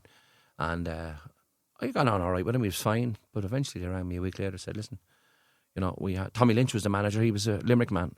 And they had, you know, obviously the results weren't going well again. So a lot of dubs, a few dubs in with them as well, right? And they had, yeah. I didn't have many dubs now. So I took over mid-season, I think. Okay. Terrible time to take over as well, right? Jesus Mid-season. Christ, yeah. You're not giving yourself a pre-season, no window. Yeah, but like... What are you going in with 2 sessions and trying to get Yeah. a game then, straight away? Tuesday night, yeah. And away to Finn Harps, I think, up in Ballybuffet after that. Yeah. It's easy. On the Friday? Easy as you come, yeah. That's the shortest of the short. Welcome to the League of Ireland, Jerry. 24-hour round. Yeah. Back Sunday, love you. That's like, I'll see you next week, dear love. But it was great. It was interesting. But we had local lads then, because, look, I'm not going to talk about budgets. My budget was small, let's be honest, you know what I mean? And what are you talking wages then in Division 1? Probably 100, 150 pound a week for a lad, I got Garrett Cooney from Boas off of Stephen on a loan. He had a cruise ship and he was coming back. Yeah. So Stephen paid half and I paid half, and he was a great addition. Garrett Cooney was his name. Yeah. Boas player. Really nice lad, but very good in the middle of the park, you know what I mean? He was coming back and he kind of kept us, when you were What old is this lad at the time? 25 or 6. He's okay, he's in his peak, yeah. Yeah, good lad. He just got a bad knee injury, so I brought him on loan. I brought Paul Leahy and Kenny Brown. Remember Fletch used to play for Cork City afterwards. Rennie gave me them 2 on loan when he was in Waterford, and got Philly Gorman from Newbridge Town. Remember Philly? Yeah. And he was a huge asset. Got Barry Wood, an Australian guy, just spend a little bit of time in Ireland. Came train him on there. Excellent. Yeah. He was top notch. How did you come across him? He came to Ireland for just to experience or whatever. He was staying for 6 months with his girlfriend and wife, and he came along, and all of a sudden, I don't know, he was there one night and training. We used to train out in the rugby club, Kilkenny Rugby Club. You wouldn't be allowed walking Buckley Park. She was have some carpet. Yeah. So we trained the rugby club, but he came along one time, and the little drill when you're just knocking in front of you for the whole 40, 50 yards, it never moved an inch. Wow. Right foot, he was like a horse trotting. Dang, dang, dang, dang, dang. So he'll do me up front. Yeah. Himself and Philly Gom. Is he? They're tormented. Philly Gom was probably the most underrated League of Ireland player I ever saw. Was he? Philly was brilliant. In the army. Big Newbridge Town lad, 6 foot. When Philly and Alan Kelly played up front for Newbridge Town in the top division, people were scared of him. That'll tell you now. As a couple, the two of them had every attribute you needed. Yeah. Philly Gom kill you, like kick his mother, I swear. Yeah, but he would. But I tell you, honest to God, Alan Kelly in front of goal is a killer. No, I've yet to see a better player than Alan Kelly. Yeah. By a shadow of a doubt. Attitude, never injured, great lead, great left foot, take you on, defend, ambitious as well, right? Tough as well.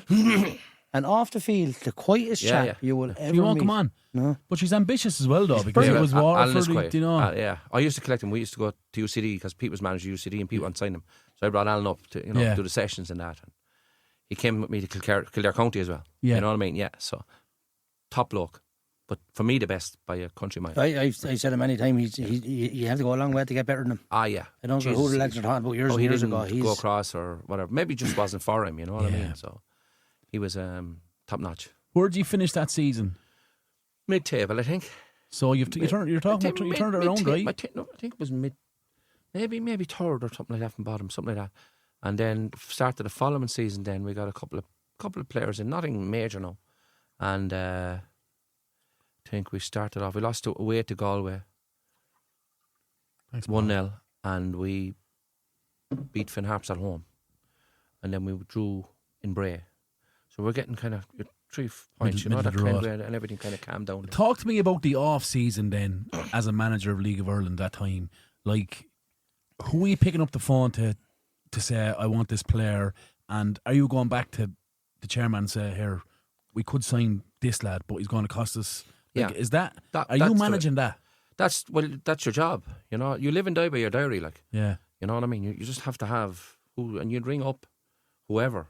Managers in the League of Ireland say, listen, if anyone come back from injury, I need a right side player or whatever. And a lot of the bigger clubs would have 4 or 5 lads, that there's always 1 or 2 maybe get a bit of game time into. And you'd be looking to give a lad 100, 150 pound a week, like, do you know what I mean? So they were on. I know, but a lot of them top lads would be on 400, 450 at the time, like. Yeah. Do you know what I mean? Which is a lot of money in 2004, like. Into the hand. This is before they brought out the wage where it's been taxed or that. Do you know what I mean? Yeah. So that your off season we'll be saying, I know what I need here. Go back and but they obviously have you have to understand they have a tight budget. They know what they can spend per week as well. And let's be honest. Is this where you have to spot the talent at junior level, Leinster Senior League level? Yeah. Yeah, but the problem with the Leinster Senior League was a lot of them lads were paid as well. Yeah. Like I had lads at Newbridge Town were on £50-60 a week, like they're living down the road. Yeah, they don't want to be travelling an hour Not down the going road. around Ireland, forget about it. Good players now. Well Do capable training of playing. sessions a match, yeah. Grand. Yeah. Finish there every Sunday, go off. As you said, on top of your £300 a week or £150 a week at the time, like Yeah, it was into paying the lads pot. mortgages, you know what I mean? Yeah. You know? Yeah. But the off season, was difficult. Especially in a small club like that, you know, it's all right if you're on 15 Would you budget have 20 grand a week, that's fine. What's your off season, lengthwise? You a couple of weeks. I may go back at it before. I don't think you stopped, do you? You know what I mean? Do you stop? Yeah, 2 to 3 weeks, I'd say. And then you're back looking for players or whatever. Yeah. Well, as a manager, you'd never switch off. Like, you know, there's something happening somewhere. Who's going where? What? It's like, But you're probably identifying in your team finishing the season. We're weak there. yeah, I need to get that in. yeah. Yeah. The biggest problem I had in Kilkenny was getting to retain the lads before the last game of the season. Get Alan on or get Philly on a 2-year. You know what I mean? They'd only give 1-year contracts. Okay. Right. So yeah, before which is a problem. we were playing 2 games to go, I said, listen, he's going to be gone. Like, Someone's which going what to take happened. him. That's actually what happened in the end. We played UCD last day out, and before the UCD game, I said to him, the chairman, I said, look, we need to get 4 at least on a contract. Retained here. Seriously. Yeah. Because Don't otherwise, let them go. because they'll be gone. Yeah. And after the game in UCD, he just said, no, we'll all meet. We'll have a meet next week or the week after. So I knew these guys were going. But you surely knew that you're destined to fail then. Yeah. That's why I resigned. Yeah. Yeah. So I said to the players in UCD, I said, listen, lads, I've asked for contracts. I've been told there's going to be a meeting in 2 weeks' time. So if you get a phone call from anybody else, I can't stop you. Yeah. And they respected that, you know what I mean? They just, like, felt if someone's coming in for you and they're giving you a contract, like, if they're not going to give you a contract, that's my point earlier on. Contract is a contract. Well, they have to look after themselves first and foremost. Absolutely. Don't they? And no matter how loyal you were to me as a manager and a friend I was, or you know what I mean? Doesn't matter. Well, it comes And back to the point you're saying. Deal with it before they leave the dressing room. Yeah. Or before the match starts. Yeah. And then Yeah. go, Yeah. at least we have this now. Yeah. Now, you have a 2-week period there where you're saying, I don't know what's going to happen next 2 weeks, lads. Whether we're going to get a contract from Kilkenny or not. Yeah. So if UCD comes in for him, I'm taking it. Absolutely. Yeah. Yeah, but even if I got on well with the lads, so even if I could just verbally, listen, Al, don't do anything for a week, give me a shout, will you? Yeah. You just, you know, you try and hold it to that. Yeah, you know yeah, what yeah. Because you did it, Give me your did word, no like, then. And yeah. then I'd ring him and say, listen, there's nothing happening here. Just whoever rings, tell him, give me a few days, I'll come back. I'm maybe it might be an option for me.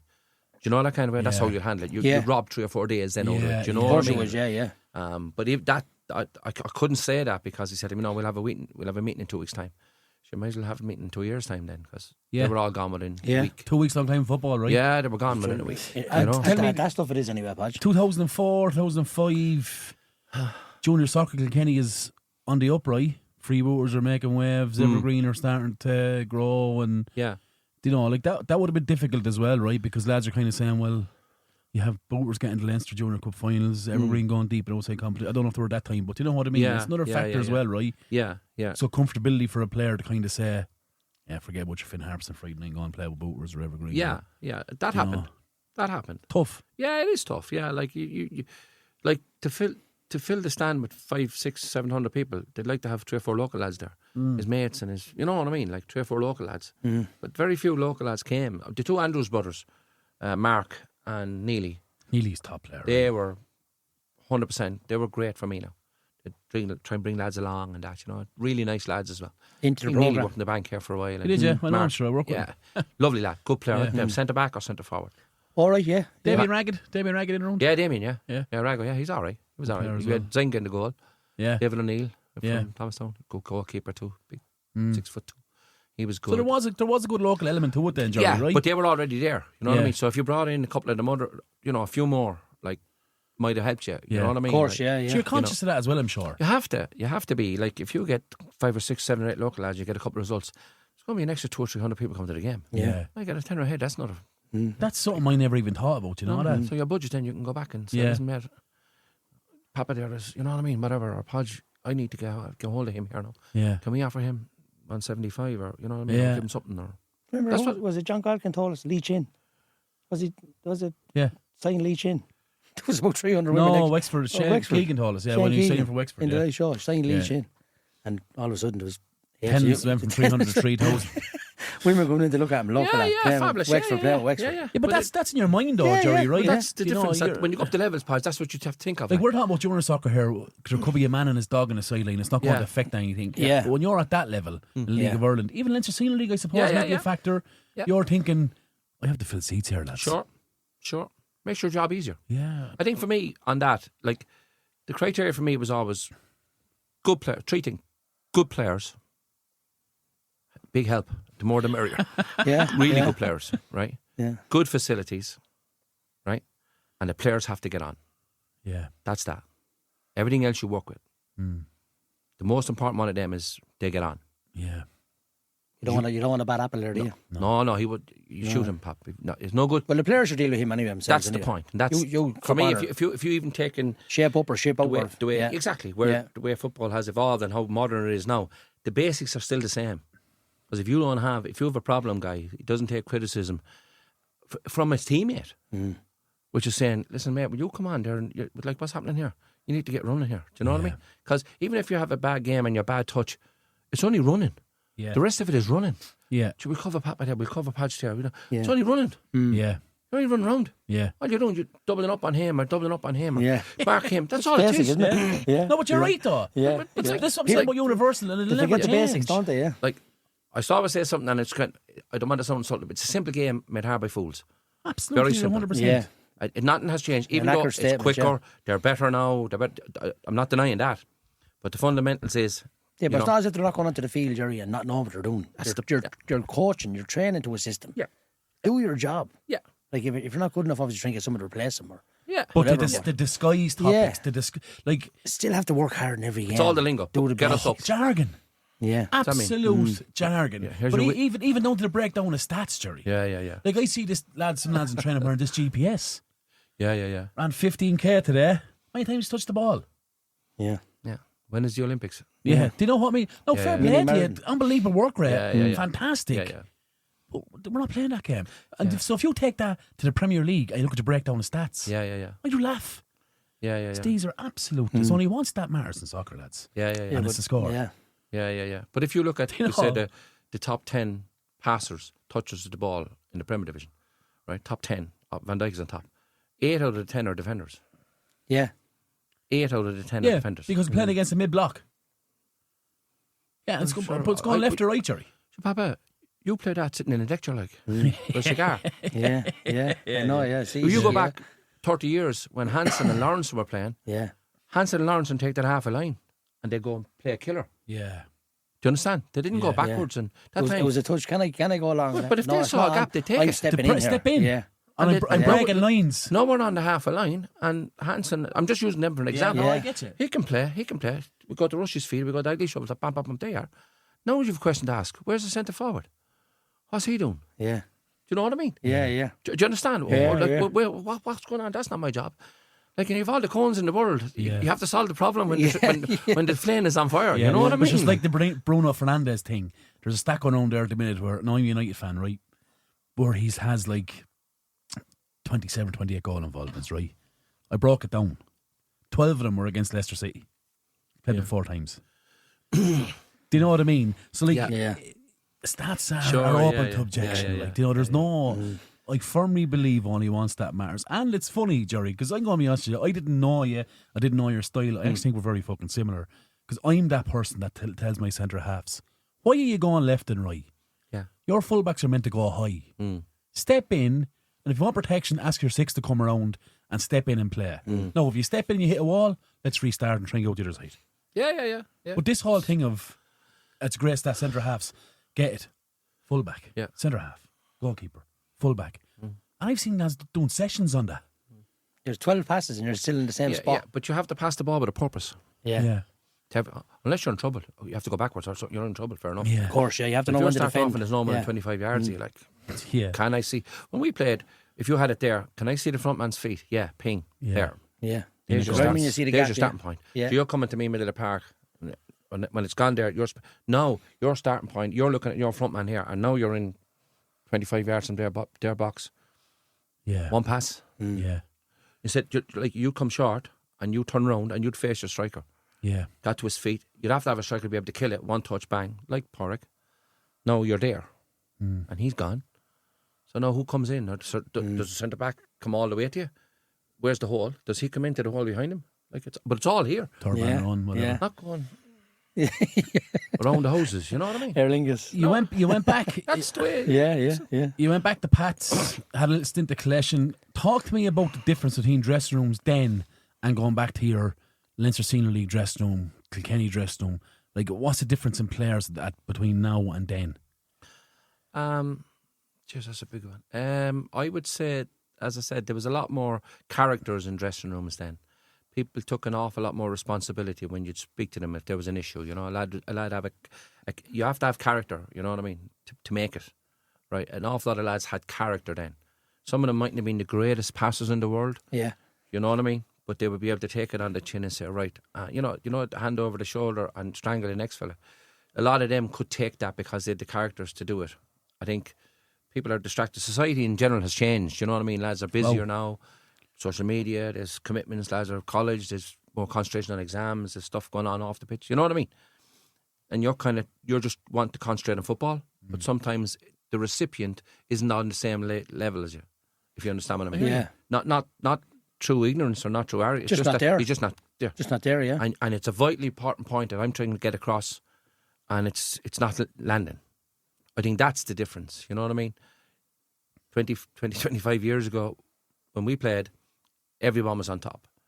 You're here, right, bang, here we go, we're gone. Great up to it and great afterwards, but when you were playing, it's just about winning. Yeah. And everybody had to be on that. Win at all costs, you know, and you hated opposition then. I don't think losing hurts as much nowadays. Wow. There's a good statement, yeah. That it did to us. Like, well, I'm only telling you, honestly. You know, I hear you. We lost, fucking end of the world, like. Jesus Christ, you couldn't wait to get the Tuesday night. But you weren't bitter, though. Pardon? You weren't bitter. No, like we used to do an old, you know, that spot and fix thing. You know what I mean? So, like your argument's sake, the right wing went down, and we conceded for argument's sake. The right wing went down, bang, cross, goal, right? You Tuesday night then, when you go training, next night you go training, you go back at that and you say, right, Papa, you give him 15 yards. He got his head up and he could ping. You go straight into him and get his head down. We have no threat. That's the first threat. Fix the immediate problem, yeah. Oh, yeah, there you go. If you stop that, 3 of these guys don't need to get involved at all. So you'd spend 10 minutes then. But rather than the ball going this way, the ball is going that way, isn't it? But you didn't get there. Or me, I didn't get there. Sure, you didn't get there. So your job is to shut the line up and force them that way. And then we can all look at it. You know what I mean? So that's the way we used to do years ago. And it was simple now. It wasn't any rocket science at that. But it's a prevention approach, right? So that wasn't going to happen next week. No. Yeah. Because you tell me, Jar, you get out there. Like, you're not going back on that, you know? but you're not going back on that in training to change what's just happened because you can't change the result. No. But you're going in from prevention. Yeah. Stop that situation happening again. Next week. Yes, Patrick. Yeah. And the Don't let that manager, happen again. if I was a manager, said, listen, Pap, remember last week now? Concentrate on that now. You know, no threat. Stop at source. Stop it at the source before it gets in here. Because in here is chaos. And it could be a simple thing as the ball is in motion. Yeah. He takes his touch, and then you're like the 15 yards. The gap was, I shift when he got a touch. No, shift when the ball is in the air. 100%. And And you come that's to the him difference in a good press. when he gets down and he drops and he looks. All he sees the yard away as oh you. shit, I may go back here. Yeah. So his mind is not. He's only one decision. Then keep this. Yeah. You know what I mean? Very hard to get right. Pardon? Very hard to get right. Yeah. Move while the ball is moving is very hard to get right. Yeah. But it lads wasn't just rocket don't see science. That's the way we kind of repaired any damage, you know. So I think getting back to the point about dressing rooms, people don't take as much responsibility. I could be wrong in that. I don't think they're offended too much about losing because the society has changed a little bit. Maybe I would think there's an element of overcoaching without being disrespectful to anybody. I could be wrong. I don't know. That's my gut feeling on it. Yeah. And people, look, progress is progress, you know. But the basics of the game are the same. That's what I think. The basics. It's a very accurate statement, Gerry. I'd see the senior lads in my group. Yeah. And we lose a game. They're devastated. The younger lads they don't like losing, obviously, but it's like anybody going for a game of pool or something like that. I'm like, what? Is that because they all got a medal at 11, 12, 13, 14? Well, I don't know what it is. It's just different. It's just brought up different. It's just a different environment for them altogether. Yeah. It's the truth. Is it maturity? I don't know that. I don't know. Is it maturity? I think society has changed. You know, like life in general has It changed. is, yeah, you know what I mean? massively. Yeah, it's Massively. changed, you know. It's not as important, you know what I mean? They have other things. Like we had not only football, do you know what I mean? When we were growing up, it was our life, you know, that kind of way. Training, you'd be called in, dark, come on in, your tea or something, do you know, that kind of way. Was it your reputation? Like, was it a case of, if we fucking lose this, them cunts going to be talking about us for weeks? I think on a personal level, yeah. If you felt that you let the team down, and you know, and Jesus, not a good, you know, is he look? What's wrong with him? Is he not looking me in the eye now? What's wrong here? Do you know what I mean? Like you kind of felt. You see, when you have that drive and determination, and you fail, it's twice as hard. Like, do you know what I mean? Yeah. You know, and you kind of say, Jesus, may get back at this next week. You know what I mean? Can't do it again. And I don't think it's the same. Now, I'm not saying the players are wrong. I'm just saying that's the way society is. It is, yeah. So you can't change the world, you know what I mean? Like, and you can't change nature, do you know? Yeah. But the game itself is fundamentally the same. You have to kind of maybe go at it in different ways. No, I agree. And that's why the modern techniques of coaching probably is right. Do you know what I mean? Because they're dealing with a different age group, different environment, people from a new era, you know what I mean, than we were. And maybe what works for us doesn't work today. Do you know what I mean? On that, so 2004 Kilkenny City, your last was Collection 2024. So you're talking about a 20-year span, right? Is there a point where you're going in with the methods that you would have had? Is there any point where you're thinking, the fucking game's passing me by here? No, I wouldn't think so, no. I think things in general move on, you know, and it all depends. It all depends how the team you're going to have been coached, what their attitude is towards your starting point. Yeah, where are we here? You know what I mean? Gotcha. Like the famous one, you walk in, how many, you know, who won the league last year? How many medals have you? You know, what's the story here? You know, we didn't win the league for 5 years or 10 years, but that's good. We know where we are now. I mean, if we lose all the attitude, we'll leave it outside the door there. And we know where we are now. Do you know what I mean? I haven't won that in 10 years. Do you know what I mean? Yeah. We're all on this one sheet of paper now. So this is where we start. That's my way of looking at it. You got to do it together, though, right? No, yeah. Players drive everything. Leave the ego outside the room. Forget it. Not in my dressing room, you know. Oh yeah, no. But you're clear. But you're clearly successful in the game, right? And coach the highest level that you possibly Yeah, could. but you're a fan of the game, Gerry. You see it. Yeah. That's my next point. Yeah. You're still an attender of games. Yes. You're still a fan of the game. You're still a student of the game. Yeah. Is there any space where you'll go back? I don't know. It would have to be right. You know what I mean? Yeah. I wouldn't say I wouldn't. No. I'd say the phone is busy now in June and July. I'd say. I don't know. No, we'll see. We'll see. Would you? What? We'll Yeah, see. what? We'll see. I think you'd have to kind of understand the modern way of thinking as well, even though you understand the societal things. Yeah. You know what I mean? You have to understand the modern way of thinking and how we're going to get the bets out of here. What value are you going to add to this? Do you know what I mean? How am I going to add to this? How are they? What do they need? Do you know what I mean? Are you looking at the project rather than the group? Yeah, I think you have to. You have to kind of say, look, this might take a season, maybe two. Where are we with that? What youths are coming through? You know, what have we? Who's here? Who's coming to the end? Might give me a hand as an assistant. Who's 35, 36? You know what I mean? Like, Blackjacks or all them lads like that. Yeah. Up there for years. People like that. You know what I mean? Like, can you pull him in around just so there's a bit of familiarity in the place that they're not listening to the one voice all the time? Because, of course, yeah. Yeah, if you listen to 12 things, I'm telling you, after the first two, they're gone. 100%. So if I'm only giving you 2 instructions or 3, Someone else says something. at least he knows what I'm saying to him. He's retaining it. Yeah, that's the way it is. So I'd never say never, but it just will have to be right. Like, it's a big commitment. Do you miss Like, it? you're aware. I do, yeah. No, I like going to the League of Ireland games. Yeah. Great to see it played at proper level. And as I said, I was an advocate for years when nobody would. This fella's off his rocker here. You know what I mean? Like, once it improved, then, and when you have people in the street talking to you, Jesus, they were sold out there the first match. You know what I mean? In the Aviva. You know? yeah.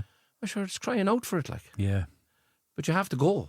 You have to support it. You have to. Yeah. Like, I went to Waterford just to pay me 15 quid to go in. Do you know what I mean? Like, like, because they have grown. They have, like, I know it's a budget. Okay, I wouldn't. The attendance mightn't do anything for it. But it'll certainly put a dent into it. Do you know what I'm saying? So people need to go. Do you know what I mean? Like, Support the local. support the team. Like, Waterford's on down the road from us. Like, you know what I mean? So It's just us Talis, us Yeah. Wexford. Like, you know, it's not like there's no. but they're in Dublin, Podge. Yeah. Yeah. Well, myself and Popper are definitely going to go on the road for a few more Oh, Jones we somewhere, are, aren't we? yeah, definitely. Yeah. It's very 100%. good now. I was very impressed with Waterford now.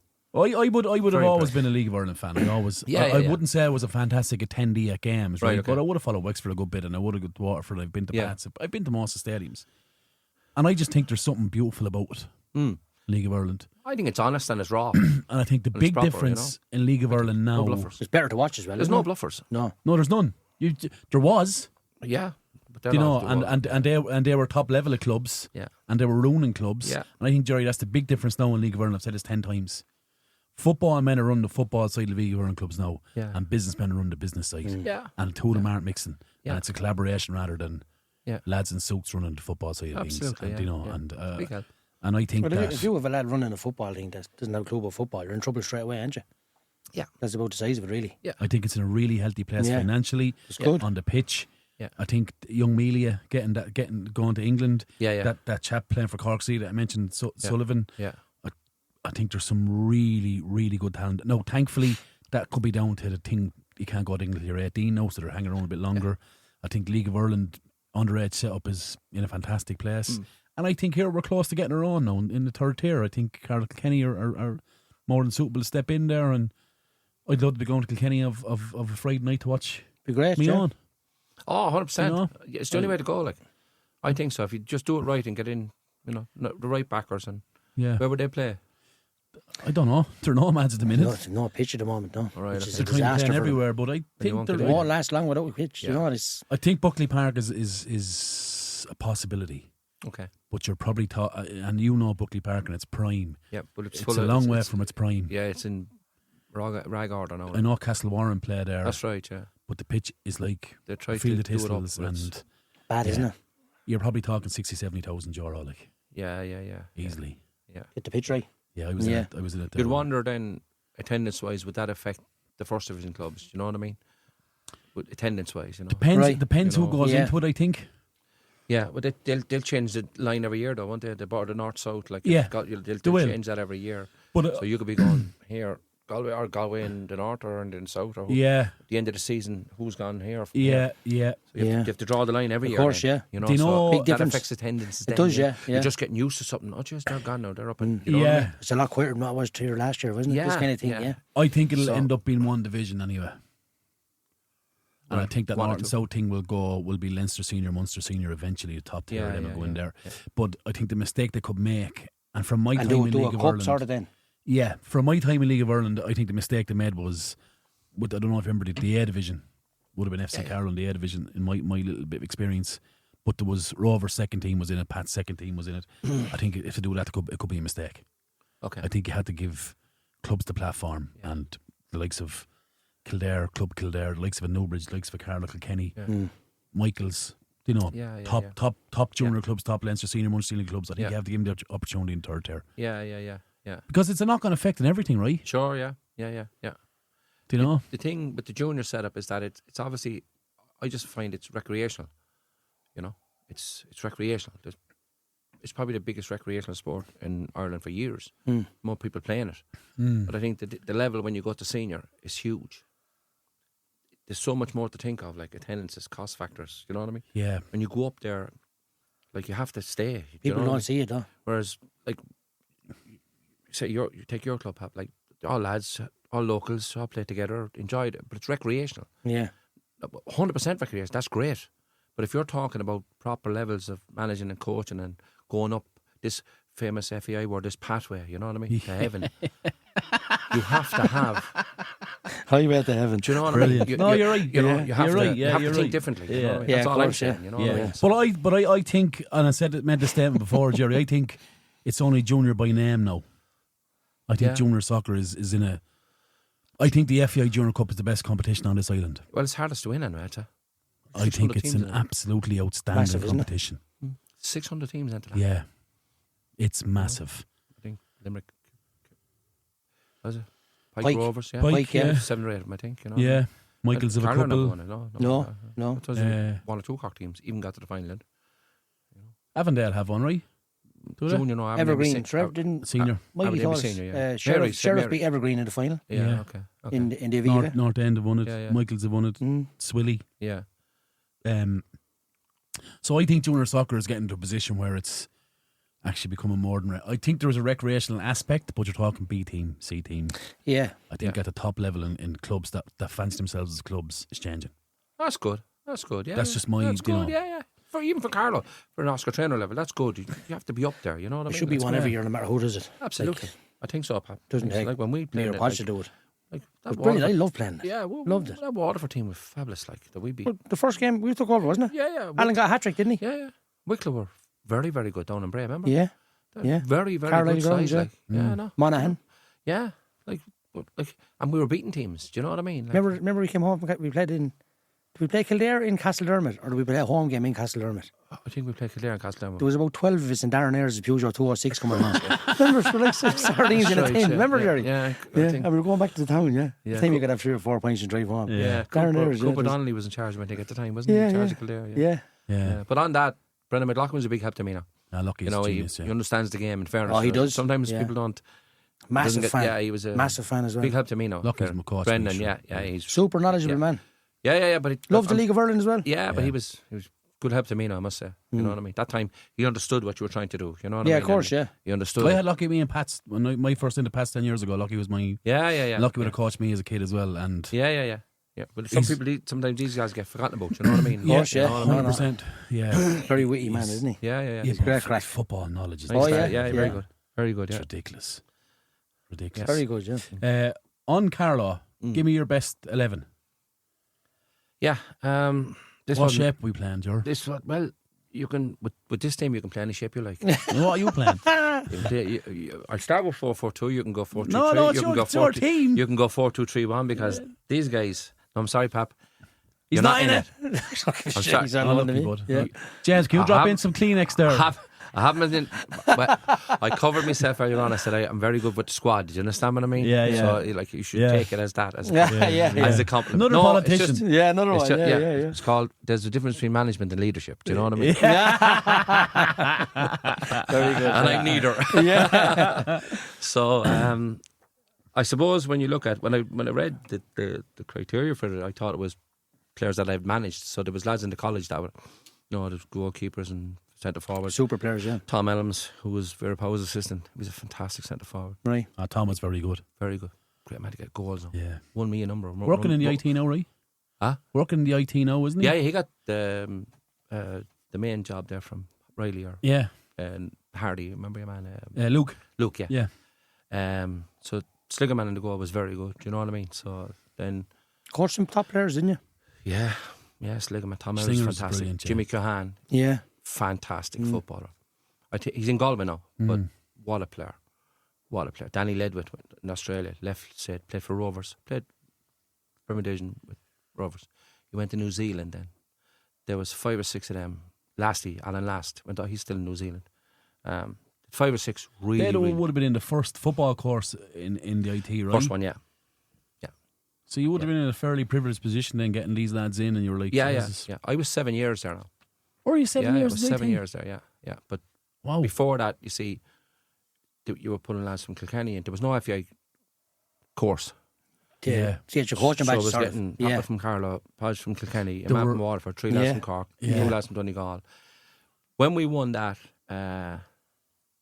Umbro, the first one, we had a reunion about 10 years ago. Owen Reardon, Rio and Shawnee Millie, and they're all over the world. Like we had a reunion in the barracks. Like when I say teammates, the clue is in the question. These lads just got on, and they just won things. Do you know what I mean? Yeah. We had really good players. Did you win it before the FDI course was in? Yeah. Did you? Yeah. Yeah, we did. Wow. Yeah. Brilliant. We won the That's a plate. super achievement, isn't it? We won the plate, which was when you're knocked out, right? Yeah. Then we won the first division. Yeah. Then we won the Premier Division. Yeah. And then we won the Umbro. Brilliant. You used to play with Pats, right? Used to play with the Meadows. Home games in the Meadows, yeah. Yeah. That was a good team at the time. But anyway, there was a lot of good players there, so it doesn't make the This Is Your Life team. You weren't getting it. You definitely wouldn't get it. I'm only messing. You're a professional golfer. That should be enough for you. Yeah. So look, in the end, Louis Connors and Ballin, I think, was really good. Louis in the goal. Brilliant. But at the end of the day, I suppose for his consistency, I think Gavin Dolan was probably over the consistency. He was top goalkeeper. You know, you could even when you were struggling, he'd pull you over it. You know what I mean? Which is a great sign of a goalkeeper. You know what I mean? Keep you in the game, wouldn't he? Absolutely. We should be 3-0 alone here. Exactly. He's worth 15 points a year. Is that what you say about him? Yeah. Probably said that himself, did he? Yeah. Goalkeeper comment. So I think Gavin, overall. So right back, I went for who I found probably there was 3 or 4 guys you could have picked, but I think Mick Roach and Parkville was probably the hardest right back to get around. Rookie. He just closed the door. You never need to worry. Double up for right side midfielder to go back in front of him. He just inoffensive. Big unit too. But busy. You'd never get around him. Never gave the ball away. Stride, Podge. He'd be long legs and he'd win a tackle and all. You think he was gangly and awkward. I have him here. How would he get that? He was unbelievable. Yeah. No, there'd be other footballing right backs. Yeah. But as regards, if I'm picking a team that we shut this line off here, Rookie proper defender. He was a proper defender. Yeah. You know what I mean? There's loads of others now. You'll be here all night. You know what I mean? So left back then, probably a few. But for me, Paul Mack was the best of them. Killer, wasn't he? Absolutely. By a leader too. Yeah, I remember we were 2-0 up in Carlisle grounds against Wicklow, and we slotted in. I think I'd put one in between 2 centre backs, and I just remember shouting at Mac, "We dig in here now," you know. And he completely took over everything. He never stopped roaring for the last. Lot to mention him. He never stopped roaring for the last 20 minutes. Get in here, you get up, get in here. Yeah. And then in the third one, so we were all. He's all on. He's also saying things in the field to play when you're playing with that you don't hear in the sideline. Yeah. So, I mean, he didn't have to hear them. Yeah. Mac is telling me here, and you respect him. Sure. And when he says to you, you're not saying "fuck off, Mac." You're like, all right, man, I'll do that. Yeah. He's not saying it for the sake of saying something to be loud. He's saying it that goes across that you're absolutely. I'm only helping you here. I know. Yeah. And the thing about it is, when you ask me a question about leaders, just chalk it down. Forget about it. Put the jersey on and forget about it. Yeah. He was a proper player. I do say, Gerry, he doesn't need an armband to be a captain. No. And he was one of them. Yeah. Lord of mercy on him. Lord of mercy don't apply. No. Top quick, never give it away. No. You weren't getting right. Good left foot, obviously. Kick you. Oh, super, yeah. It's a fair you. Yeah. It's a fair you know. So that was. Tell you his eyes to tell the story. Yeah. So that's my worry is always you get around. Like, you can only be attacked 3 ways. There, or there. That, in my opinion, right? So that shut off. Yeah. Do you know what I mean? So you're confident. And when they had it, they'd pass it. You know what I mean? Yeah. But primarily they were defenders. They thought like defenders. Yeah. Do you know Defend what I mean? first. Yeah. And when you had Gavin, and then if it closed, say it fell apart for them here, right back, Gavin Bowl, it'd be gone 70 yards, and Mac could be on the half a line. Yeah. Gone. Straight away. Yeah. Without even asking. Yeah, you know what I mean? yeah. Like, you know. So 2 centre backs then. A lot of centre backs. DJ was very good. But I went for Blackjack as one of them. Yeah. Thought he was a fantastic reader of the game. Sean Kavanagh, very good. Unbelievable. Said nothing. Talked to people around him. Spoke to referees. Never got attention. Quick. Good in the air. Very good. So many good attributes. I was fantastic. And you know one of the best one is Gerry. I'd say, what did I manage him for 5 years as a manager? He's a top friend of mine. Yeah. I'd say if he's booked 4 times in 5 years, he'd be lucky. As a centre half, that's unbelievable. Yeah. Very good. So much respect for the referees, there's so much respect for him as well. Yeah. Like, it's a conversation in the field, it's not an argument. Yeah. He gets his point. He's Sure. Yeah. He was and especially when you were playing at kind of an Oscar Traynor level, where referees kind of tend to dominate everything. Yeah. And, you know, he was very good like that, you know. So he'd have to play for me. Oh, yeah. Shepherd the Hard to whole believe he lot. only on Premier, isn't it? Yeah. For a player of his quality, like. He's top Well, class. what he's the same, right? Yeah. So the other one, because of the era it was in, I went for Miley. Blackjack and Miley, yeah. Because that time, every corner kick, Miley win it. Every free kick, Miley would win it. Yeah. And on the deck, Blackjack would get it. Nothing coming around the other side, and Gavin behind him. They were hard break down now. Now, they might have been the greatest centre backs. On the ball, sort of. Yeah. But like, you're a defender. So defending is about percentages. Yeah. If you're 70% sure, 80% sure, play it. If you're not, just defend. Do you know what I mean? And that it's just tight. I think you know, Miley was very good, very, very unassuming. You know, it wasn't the quickest in the world, but he kind of first 2 yards. His positional sense. Yeah, first 2 yards in his head. Do you know what I mean? He could see things. So clever. It's a big standout with all them top defenders, and there's 2 key things to defending. First of all, it's understanding space and then timing. So the space, as you said, distance. Yeah. Distance from me to the goal. Sure. If I can't get there, do I go in and protect? Yeah. And I think likes of Blackjack and a Miley all had that. And it's a special Yeah, thing. yeah. I think what I used to do, I brought Gerry Smith down, the international junior manager. Do you remember we had him up in the rugby club?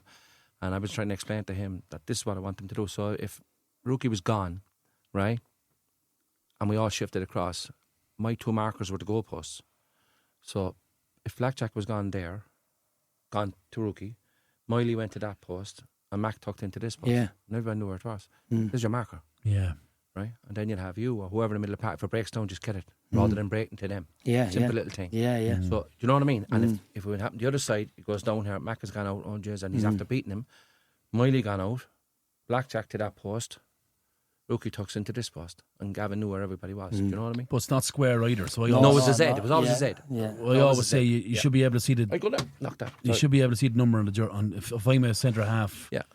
I should be able to see the other centre half's number on the back of his jersey. Yeah, yeah. And the guy ball at the same behind time. me, yeah, should be able to see the number on the back of my jersey. They were just defenders, you know what I mean? Like, when I'm talking about winning matches now at a high level. Oh, yeah, It's yeah, a hard place to go, Waterford. And, Yeah. you know, they were just proper defenders, you know what I mean? So Oscar Traynor's different level then, lads. Oh, yeah. Jeez, it was. Oh, jeez, it was. Some great games, So- didn't we?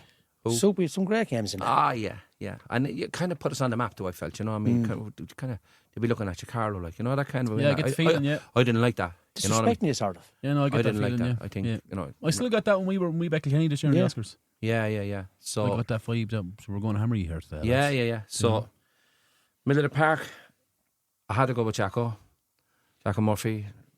Whisky, man. Fantastic footballer. Fantastic. And a character. Do anything for you. Yeah. Fabulous. Both feet, clap at you, win it in the air, get a goal, get after you, talk to people. You know yourself, you know what I mean? But you couldn't have 60 in there, you know what I mean? No, yeah.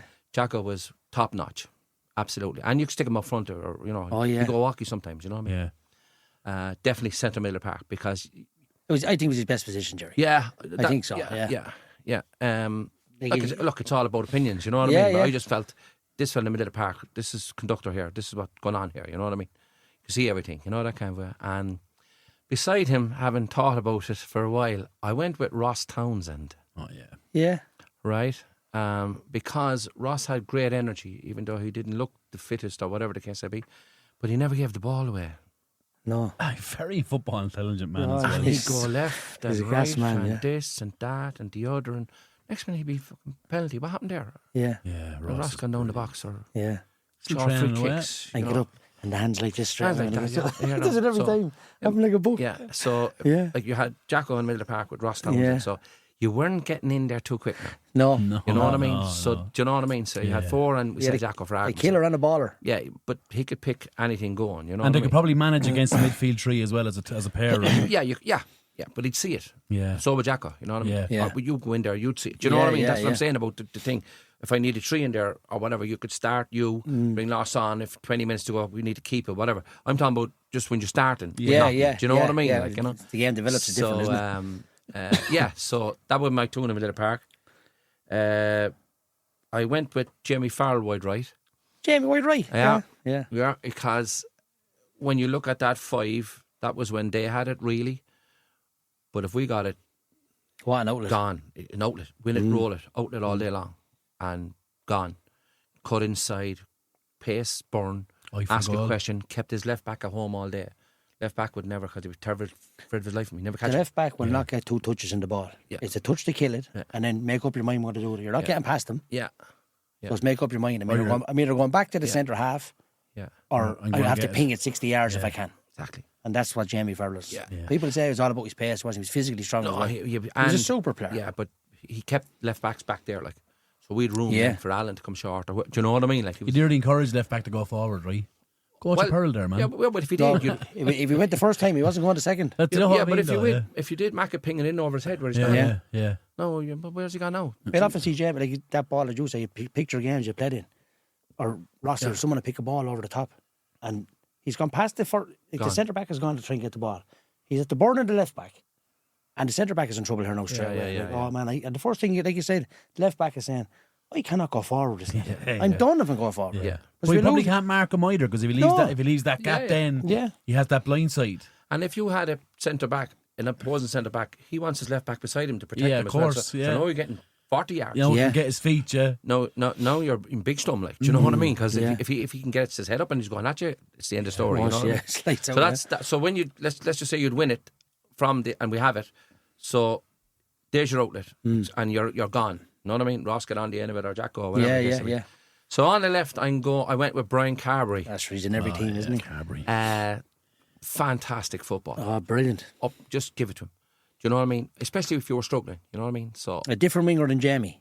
totally. Yeah. Totally. Come inside you. Yeah. Go inside. Like it's He'd Go shift. Wales. Yeah, you, he'd shift. like you said a minute ago, the best thing, just give it to Brian, let him do what he does. Yeah, but he'd shift in, he play with the tree. Yeah. He got the feet, come in, that would go the feet, back over, he'd be gone over there. Just couldn't mark him. Like. No. You know what I mean? He's one of them ones, I call him a 9.5.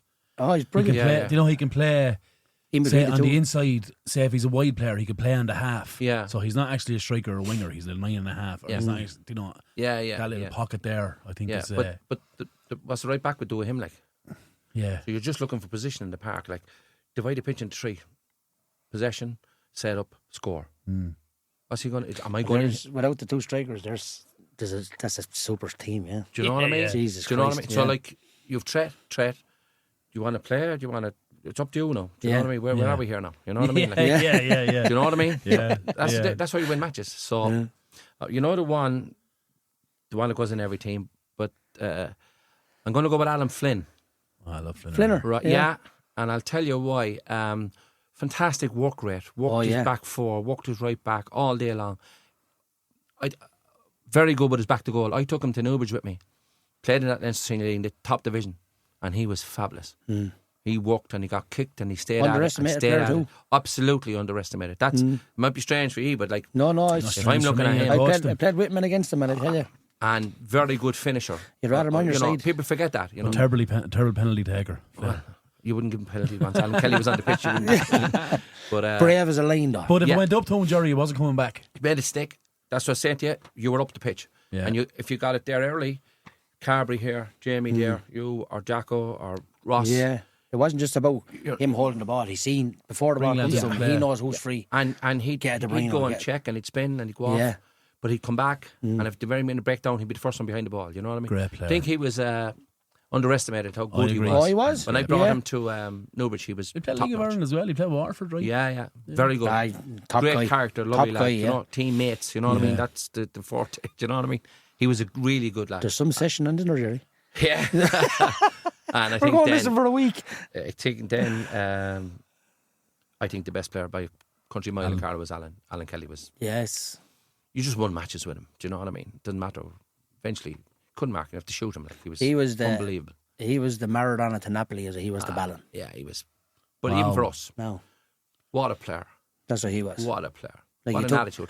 Like I had him in Oscar Traynors. I had him in Newbridge Town. Leinster Senior League. I had him in Leinster Senior League. Yeah, and I had him in UCD and Kildare County. No, UCD was only a little trial thing, but and Kildare County. Every week, he beat 7, 8, 9 out of 10. You know what I mean? Like, There's a lad coming to you. How do you think he'll do? He'll be fine. Grant. Yeah, he's okay. And they played him 3 games left back, and he's best player in the park. Yeah, I'm not surprised. Up in Kildare County. Go ahead. Yeah, left back. Be gone like a hair, like, you know what I mean? Yeah. And you'd stand beside him. I'd say he's probably the same height. He's 5'9" or 10. I'd say. Unreal in the air. Yeah. But hard isn't it else too, Pat? You know, you couldn't bash him like you could dub strike bash him like you couldn't. No. No, he you know. That game in Waterford, remember he got the hat trick. They signed him afterwards, didn't they? That's right. Straight after the game. Yeah, that's right, yeah. Yeah. So you could go with 4, 2, them 3, and 1. Yeah, you could change anything you want there. You can go You with could play 3 centre halves. play Jamie up on the 2, Yeah. leave him there, and play Brian up. So that's 4-3-3. You know what I mean? You can play with 3 at the back, Yeah, 2 fullbacks go and drop in. and, one. we go 5-2 when we have it, Yeah. and 5-3-2 when they have it. Yeah. The one standout thing is you don't get into any of them shapes, Papa. And you're the laying over that. And there wasn't a cone to be found. No.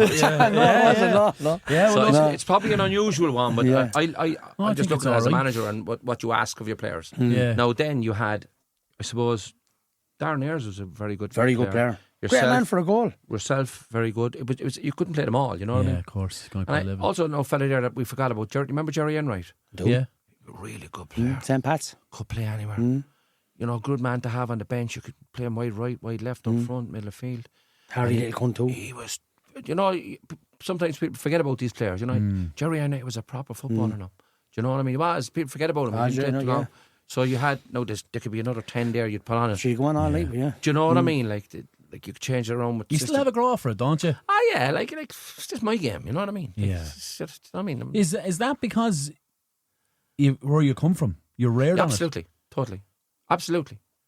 Yeah. There's a like different thing in Cork, you know. I mean, it's just the bottom of the country, like if you're going to play up in Limerick or Dublin or the North, it's a big thing, like, do you know what I mean? Like, and they didn't take losing very well, you know. That kind of Come here, you know? I was told to ask you about Roy Keane's brother. Talk to me. Yeah, well, it's not a huge story. It's just that people forget about Dennis, like, do you know. Yeah. In my opinion, Dennis Keane, when I was in Cork, was better. He was a fabulous footballer. Fantastic. Played up front, played middle of the park, captained his team. They won nearly every award in Cork. Played in that team with Bob Donovan. Do you remember that overlap with the handsome Bob? Remember Cobh? Yeah, handsome Bob, yeah. Yeah, well, he played in our Cork team as well, but Bob was in that team. Oh, go away. You know, they were a fantastic team, you know. But Dennis, my point with it was that he wouldn't train. He wouldn't come with us to training and go over. He wouldn't, you know, happy enough to play. Didn't like it. Junior. Loved the crack. The meeting the prayers, mates, have a chat. Loved to play cards on a Tuesday night. You know, instead of training, we're all going to train like lunatics. You know what I mean? Loved it. Had his few drinks, and that was it. You wouldn't have related Roy Keane, wouldn't you? Yeah, but that's the point I'm trying to make. You know, with Dennis a better. Roy Keane's not the best footballer in the world. Yeah, and he'll admit that. Do you know what I mean? But from my point of view, look, I might be a bit biased, but at the end of the day, for him to do what he done, he wasn't the best player in the world. Do you understand? His attitude, his desire, his willingness to get over there in England, make a career, get a contract, biggest club in the world as the thing. Do you know what I mean? At the time, yeah. Huge, like that deserved a huge. And he went over late. You know what I mean? He wasn't 16. You know what I mean? Yeah, he did. So it was kind of. Yeah, but Gerry, he rose to the best midfielder in the world at his peak. Yeah, but that's no doubt. No, but that's the point. But that's when you talk about characters and how game has evolved and how games has changed. It's not that when you have someone like that with a desire and a will to win, absolute desire, isn't it? And when you do the same in training, you know, never let the standards drop. Do you know what I mean? And like his old adage is that Clough told him, you know, can you pass it? Yeah. Can you control it? Yeah. Can you run? Yeah. He said, I made a career out of that. Yeah, he'll play every week. Can you pass it, control it, and run? What's the modern game other than, you know what I mean? Other than shape. Yeah. It's quicker. Yeah. Absolutely quicker. They're fitter, it's quicker, no doubt about it. But sure, it's like the I always remember on one of the coaching courses early, lads said to me, there's two things in football, defence and attack, right? Yeah. And then as I went on through to do the B licence, all of a sudden there was defence, transition, half transition, attack, recovery. There's only two things in the game, lads. You either have the ball or you don't have the ball. So you're either attacking or you're defending. Yeah. Do you know? Yeah. But you win games of what you do when you don't have the ball. Well, clean sheets win games. Makes it a lot easier, doesn't it? Do you know? Yeah. And it hasn't changed that much, you know, that kind of a way, you know. So that's the story with him. I think he had better ability. Just wasn't interested. I'm happy here. You know, which is a terrible shame. But then again, it might have went over for a year and came back. And, you know what I mean? But if he had the same desire as Roy, he would have been. Absolutely. Yeah. He mightn't have gone to the levels that Roy's gone to, but he definitely would have been top notch. This fellow was very, very good. Very good. Rockmount as well, was he? Rockmount, yeah. Well, no, he played with Temple United afterwards. He moved across. Like, you know, Rockmount's kind of more the school. Are they Southsiders as well? No, Northsiders. Northsiders. So you wouldn't have got on with money? No, I wouldn't. I just it's time for 2 peas in a Podge podcast. versus Papa. You're dead right, Papa. I got one wrong. Papa. You're on 49 points. I'm on 52. 3 points in between it. Let's go. First game up. Gerry, you're in this as well. Pat's Bagnallstown. Pats, I suppose. Score. 2-0. Who's first, Podge? Me or you? It's me this week. Yes. I think it's going to be 3-1 St. Pat's. But an extremely, extremely tough, rotten physical game. Because no one wants us to win the fucking league. Sure, win it yourself and shut your mouth. Who's going to hand it to you? Are you going to give me your score? Yeah. Momo. I'm going off in June. 2-1 to Pats. You think it'll be close, won't it, Pop? Yeah, it'll be tight, yeah. They have a They have a hold over you after the first game, don't they? Yeah, absolutely, yeah. And they'll be saying that in the dressing room as well. They will. Yeah. No walk Hanover. Not a good place for us to go. No. When's the last time Hanover won in the walk? Year you won the league? No. I've never won in New York as a league, as a manager. Fuck off. No. Where? Wait, won a cup game. Never won in the league. Drew twice, maybe 3 times. Drew twice anyway. Never won a league game down there. So what are you saying? Well, you're going first. That's me, isn't Drew, it? yeah. I'm going off Monday. I'm going to say 3-0 in the walk. My apologies. What's that in the background What's there? going There's no on out audience there, here. eh? What's this? Is there a boxing match outside? There will be now in a minute. Live in the Open that Apollo door, or something, Paddy. is it? Papa, hit me with it. 3-1 to New York. Jerry, what are you saying? Yeah, I'd say 2 or 3-0 Newark, yeah. 2-0, I'd say, yeah. Kilree Parkville in Kilree Sunday morning. Kilree have to win. Parkville, big result against Collection the weekend just gone.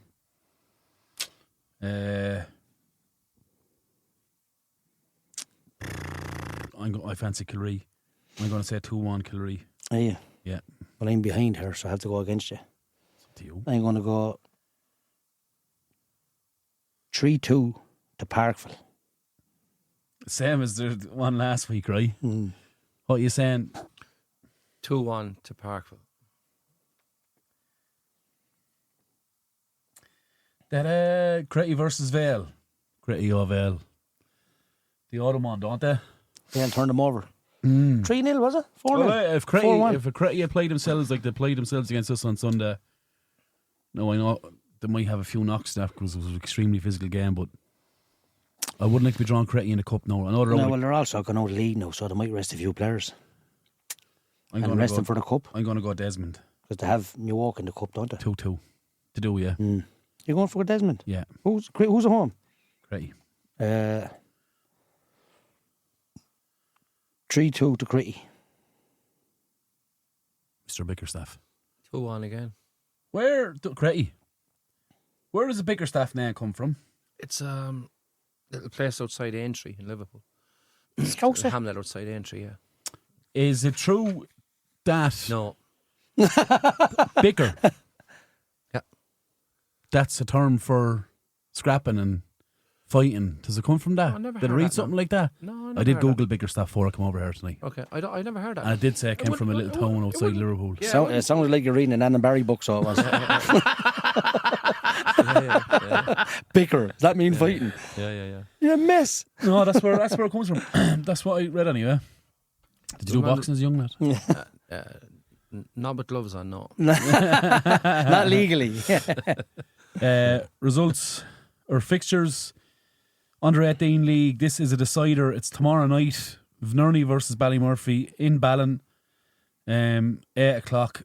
Winners will be crowned the first ever winners of the Girls Under 18s League. Best luck to both teams. Brilliant. In the Division 1 on Friday, Pats B versus Dolman Celtic A. I love this time of year. There's a game every night, isn't it? Yeah. Saturday the 5th, Vale Wanderers versus Nerney. Pats versus Bagenstown Premier as mentioned. Oh, that's in the Cup. Oh, that's in the 18s Cup, Vale Nerney, sorry. Pats Bagenstown in the Premier. Phoenix Ballymurphy A, it'll be a cracker as well. On the Saturday, on the Sunday morning, the walk Hanover is discussed. Kilree, Parkville, Cretty, Vale, all in the Premier. In the Division 1, Mill Celtic versus Slaney. In the White's Pharmacy Division Cup, Castlerange versus Bottinglass, tasty tie. Newark B, Parkville B, another tasty tie. In the Division 3 Cup, Joseph's versus Collection, Hanover B versus Nerney Villa. Are you going to tug out? No. Are you going to make a turn for the Cup? No. You're tempted, aren't you? No. Yeah, you've been asked. I think I heard. Ballymurphy B versus Wolf Hill and Burn Celtic B versus Bagenstown B. In the Ladies League, Parkville versus Mill, New Park versus Vale. That's a massive game. And on Wednesday the 9th of April, we won't cover them. We shall not cover them. We can, but we shall not. Jerry, thanks so much for coming on. Genuinely appreciate your time. I think your journey, your insight, the graw I still have for the game, it's still alive, right? Yeah. And listen, if the phone rings, answer it. So you never know. You never know. That's not the lad, but get me boxing or something like that. Top pro gym down there. Papa, do you man? Look, I know Gerry a long time. Yeah. Played a small bit with him, but obviously more under a coach to a player. Ultimate respect. Great man. I always tell you the truth. Wouldn't tell you because he just likes you. That's it. If I think I told mentioned the St. Pat's one. I think he told me twice in Oscar Traynor game, he said you could play middle of the park, but you're not fit enough, so stick in your right full today. And that was, he said you're good on the ball, but that was Man manager 101. But that's what it was, Gerry, wasn't it? Yeah. And I appreciate it because I wasn't late, and I was good on the ball, but I knew myself I wasn't fit enough either. So, and at that level, you have to be box to box or about with yourself. So I could do a job in there, but players could do a better job than me, and I've no problem saying that. But as a coach and as a man, I love bumping into him for a pint. We always have a great old crack. We met him a few weeks ago, myself, you and Blue. Alan, another good player. And great crack. Absolutely. Top man, ultimate respect, I think that is what it's all about as well. Like, you have to get on with lads. And, you know, yeah. what the game is about, you know what I mean? Mick Dargan had the greatest line ever on this podcast. Memories over medals. Memories over medals, Brilliant. True. So that's all you're living on now is memories, you know, that kind of way, you know. Yeah. It was great at the Pat's dinner dance section. Mentioned last week the team that won the quadruple level one in 1991 were all there, and they all still have a love for it. Like, you can just see they all still love it. You never lose that. You know, it's brilliant. Yeah. If I stop coaching in the morning, I still love it. But do you know what I mean? You mightn't love the coaching side of it, but you love going watching it, or cup finals. You just go and look at this, or travel to a League of Hurling game. It's just you have it it's in your DNA, and that's absolutely. it. 100%. Absolutely. You know. You're off to Augusta Monday morning. Off to Augusta Monday morning, looking forward to your visa that. sorted. All sorted, yeah. Surprised you got with your history, to be honest. When I was with you in Vegas, I don't know how you get a visa to get you back in. The jealousy in your voice. Papa, I done 13 states last summer in America. I need to go again. You go to the par 3 there and enjoy your Got the crazy golf down Tramore. I'm off to Augusta. Down in Paris Cobh down there. Best of luck. Bring us back an old souvenir, will you? I will, yeah. A roll of duct tape for your big mouth. Oh, thanks very much, my old friend. You're getting all the clips tonight, boys. Lance, that's a year worth of podcasts. Brilliant. Papa, we've been heard all over the world, from Peru to Sydney and everywhere in between. We've had nearly 80,000 downloads, over 500 impressions, whatever they are. I want to thank Chris in Flash Studios, very good to us at the start. Yeah. James, Paddy, all the lads here at Ampifi. Well, them too. How lucky are we, Papa, to be in such a fantastic facility? Absolutely blessed, yeah. Thanks so much. Our sponsors, Corus Sports, Kelly Auto Repair, all the fantastic guests, but most importantly, massive thanks to the listeners. Buying the jerseys, buying us coffees, which is still open, by the way. Continue to buy us coffee. It's been something that we can't measure, and I'm extremely grateful. We never thought I'd get this far, to be. Not me wildest dreams. It's great, though. I think the guests help. The stories of the guests is brilliant, and the fact that we're Carlow is great as well. Carlow Soccer. The support you give us, lads, we genuinely can't measure it. On that, I said you can still buy Slow coffee. Thanks so much for everything, Pop. Absolute pleasure, yeah. Year in. Let's keep going and see where if we get to a second year now, it will be a miracle. But anyway, we'll try our best, right? We might have to branch out into well-being or something. Bring in gum shields for you. What's the fucking story with the hat here? As always, lads, it's not my podcast. Not my podcast. It's Carlow Soccer's podcast, the short podcast. Good luck and God bless. Sound. That's full time on this episode of the How Is He podcast. Available on all podcasting platforms. Find us on Facebook, Instagram and Twitter/X. Proudly sponsored by Corus Sports. For more information, contact Shane@corussports.com or check out their website, corusports.com.